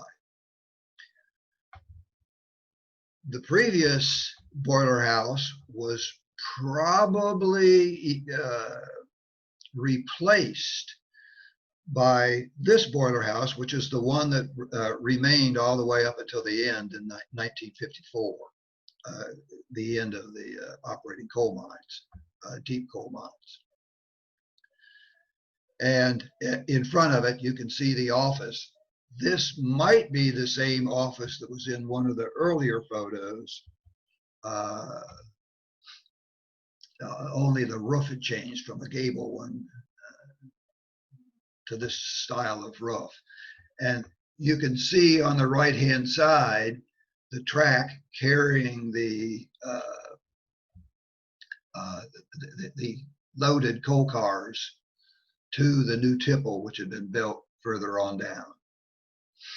Next photo.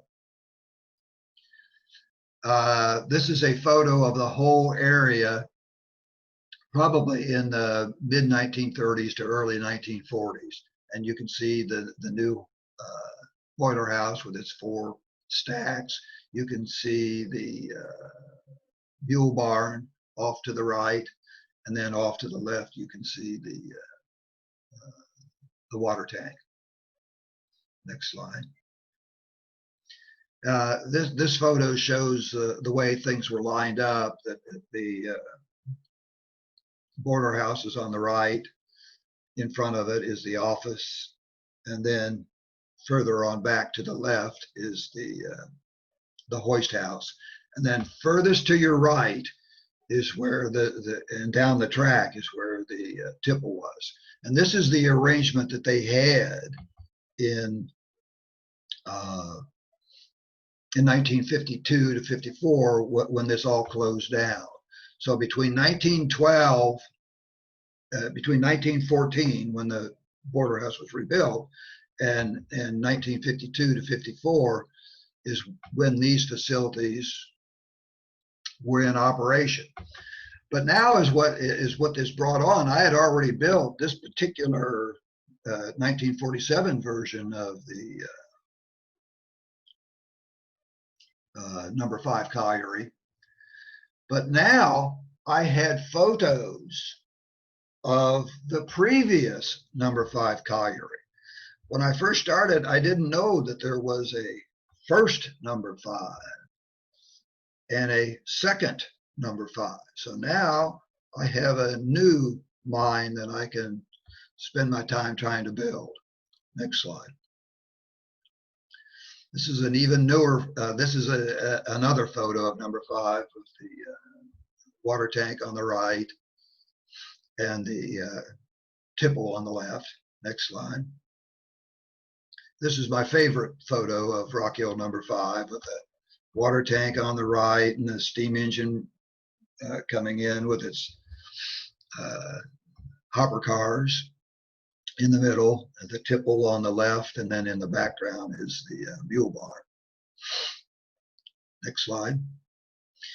Now, did all of these changes that Robert Siebert made in the coal portion of the railroad. Did it do any good?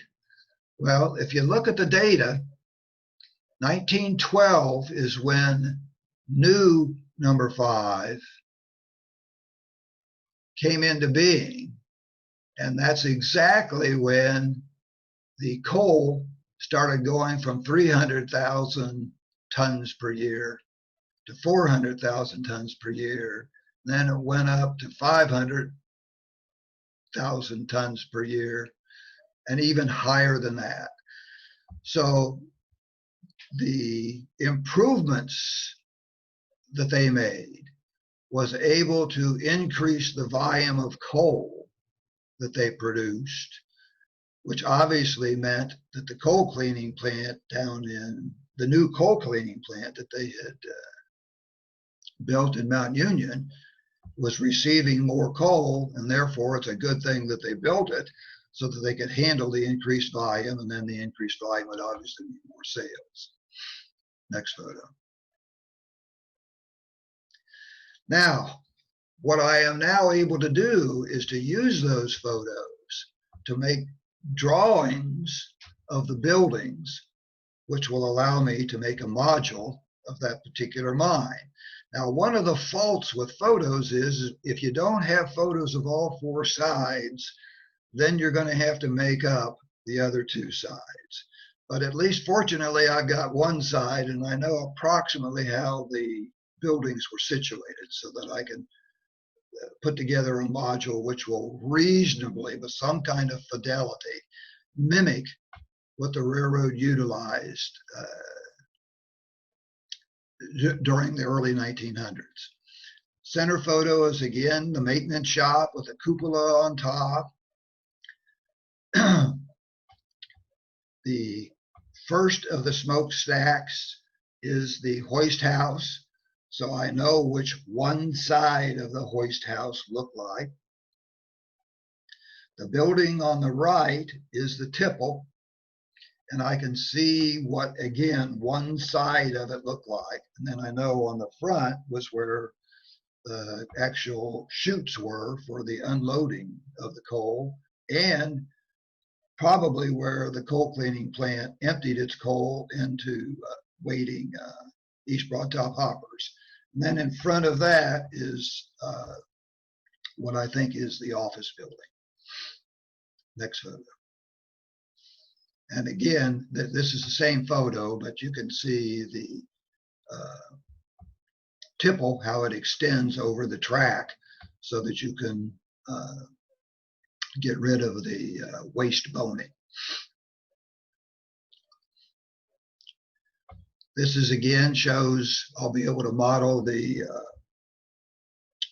scale house because at least I can see one side of it, which is better than 0 sides. I hate to make things up totally.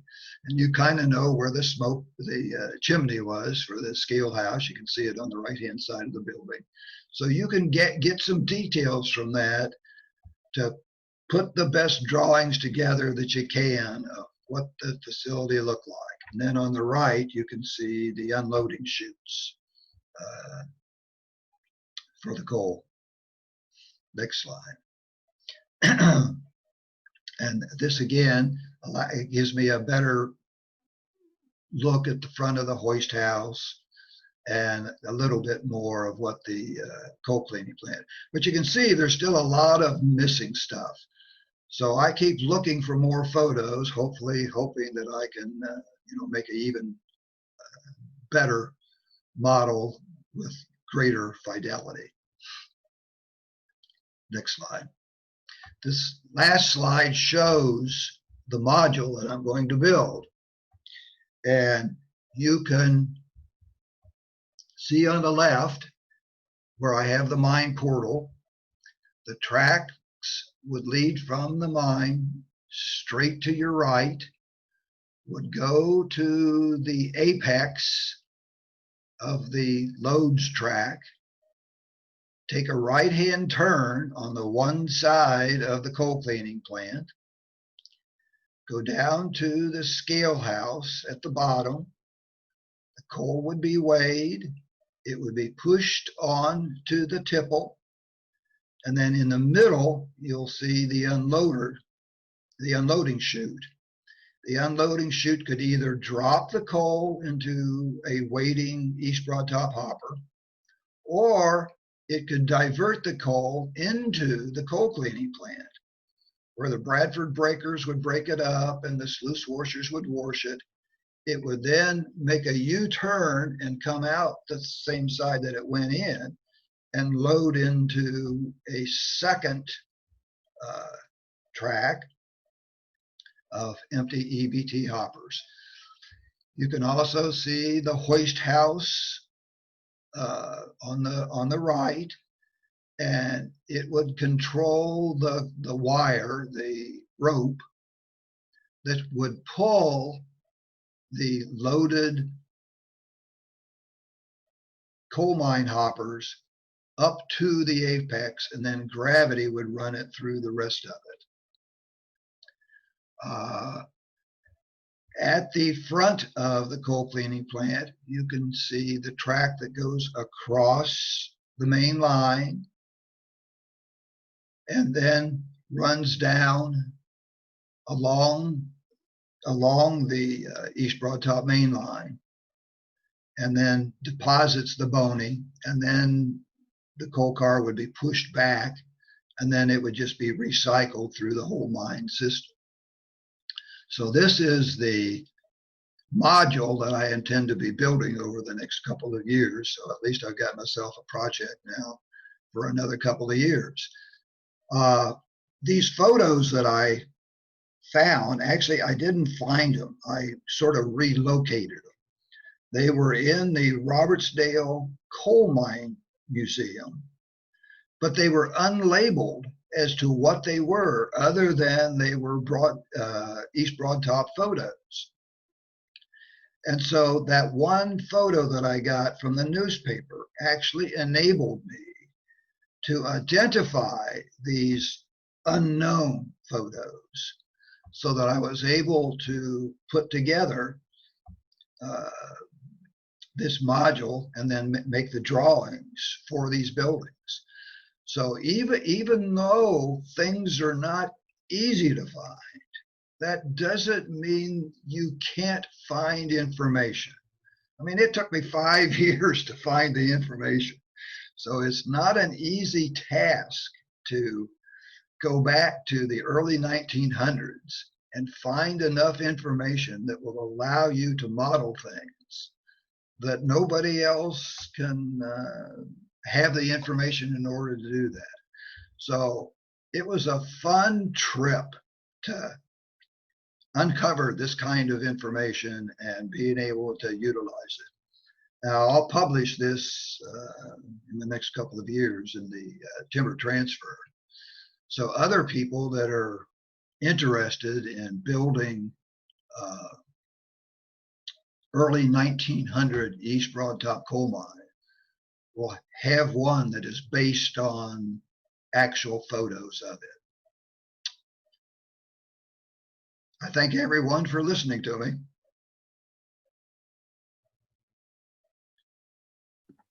Thanks, Ron. That was, again, fantastic as usual.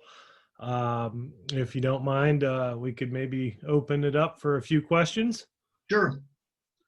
The first question that everybody wants to know, how many people died in the boiler explosion? One.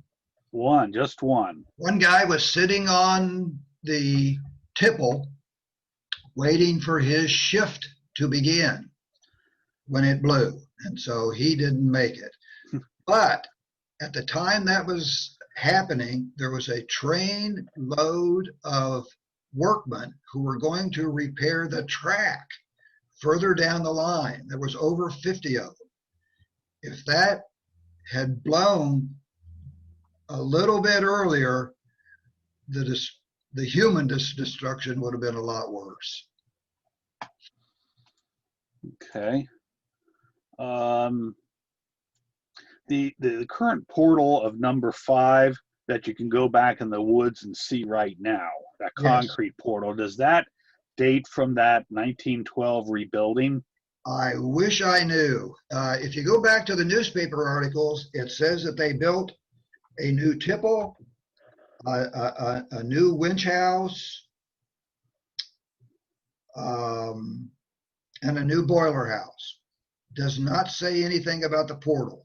So I do not know whether the portal that is still extant, whether that's the portal from 1912 or whether that's a portal that was actually used all the way back to 1889, when number 5 first started. Okay, just speaking from my own experience, it seemed like the EBT really got into use of concrete in the late 1900s and 1910s. So, and prior to that, everything was stone. So it would make sense that it was a poured concrete portal at that time. I'm not sure it's a poured concrete portal though. I think it's a stone portal. I'll have to go back and look at it then. Okay.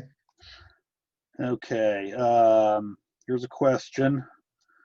The boiler in the October 1914 explosion appears to be superheated. Is that correct? I'm not an engineer. I'm a chemist. Don't know. Okay. So are you theorizing that the coal cleaning plant was pretty much abandoned in 1912? It was either abandoned in 1912 when they rebuilt it, or it was abandoned in 1914 because the boiler explosion took it out.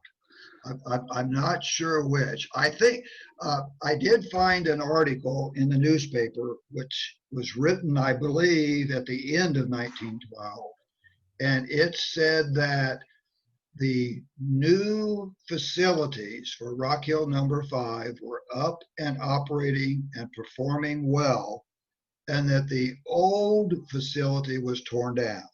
So my bet is at the end of 1912, that at the beginning of 1912, that they tore down the coal cleaning plant. Now, what I don't know is they opened the new one in 1915 in Mount Union, and they had no clean coal. They had no clean coal facility between 1912 and 1915. But maybe they didn't need much clean coal because obviously the Rockhill furnaces had been closed for several years by that time. Okay. Initially, when the railroad, the first few years of operation, why were there so many mines right around Robertsdale when there were only 2 seams of coal? I think that they were chasing a more economic way to get the coal out of the ground. The coal wasn't in a flat seam. The coal was going up and down and up and down and up and down. And in the very beginning, they didn't have any tail rope system, which means mules had to carry the coal cars up and down all these hills underground. And so they were probably looking for better places for the portal to be that would allow them to get the coal out at a less cost. Okay.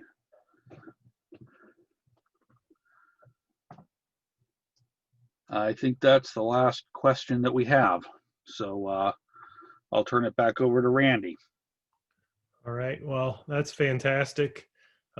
Always an enlightening experience hearing you talk, Ron. And thanks for the research you do and your willingness to share it with the group.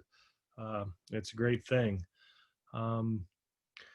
That brings us to pretty much the end of our virtual event here. I am going to turn the mic back over to the FEBT president, Mr. Andy Van Syke. He has a few closing comments to make, and the floor is yours, sir. Okay, so I'll try to keep it brief. We're after 5 o'clock, so everybody's getting hungry for dinner, I know, myself included. So just 2 or 3 quick thoughts here. First, thank you tremendously to Randy, Chris, Scarlett, Ray, Russ, that all made this possible. And I apologize if I left someone out there. This has gone very well, very enlightening, very entertaining for the day. And it's the best possible outcome of what we could have done safely this year. So this has just been fantastic and much appreciated. And again, too, a special thank you to the 3 speakers that we've had today: Henry Posner, Dave Domitrovich, and of course Ron Pearson here at the end. All 3 very fantastic and covering different aspects today, which was fantastic too. So much appreciated. We also got our fundraising campaign off with a good start there with that $1,000 donation here an hour or so ago. So that's great. And I'm sure some of the others of you have been on online looking at the both the company store as well as possibilities of making donations. So much appreciated there. And I'll just touch on one last thing for all you guys that held out here. First of all, we had over 100 people at one point today, and we still have, darn close to that right now. So very impressive that we got the attendance and interest that we did. So much appreciated there too. For those of you who did hold out, if you're interested, Brad, the general manager, of course, of the railroad, did allow me to make one quick announcement, which is that tickets this week, tickets will go on sale for their holiday train. Planning to run holiday trains the first 2 weekends of December. They're going to do it in conjunction with the Rockhill Trolley Museum, of course. And if you want to get out there and ride those, like I said, those tickets will probably go on sale Tuesday or Wednesday, I'm told. So just watch their website, and some exciting things to come, of course. And like Henry talked about, we have a great relationship with the foundation. They truly embrace us as partners, and we are very eager to keep working with them as they make significant progress ahead. Appreciate everybody staying on. Happy Columbus Day, and hopefully we'll see you all in person very soon. Back to Randy. Thanks, Andy. I will echo Andy's comments. I also do want to thank our virtual team. They've done a fantastic job. A lot of time went into this in the last month. We had several other Zoom meetings to ourselves, getting used to the software, knowing how it functions so that we can handle all these mic passing and question taking. And they've done a fantastic job. Thanks again to our speakers, Henry, Dave, and Ron. Great sessions. I think you answered so many questions that all of us were asking, and it's good to have this flow of information. It's awesome. Great to see. Exciting times, and thank you for all of our viewers out there today. Really exciting, as Andy said, to see so many people hanging on for 5 hours here today, and see that kind of interest. And really looking forward to doing more of this. As Andy said, seeing you in person. We're going to see what we can do once it's safe to do so. And we really appreciate all the support. So with that, I'm going to go ahead and close our first ever virtual event out. Thanks again, and wish you all a safe, happy weekend. And keep thinking about the East Broad Top.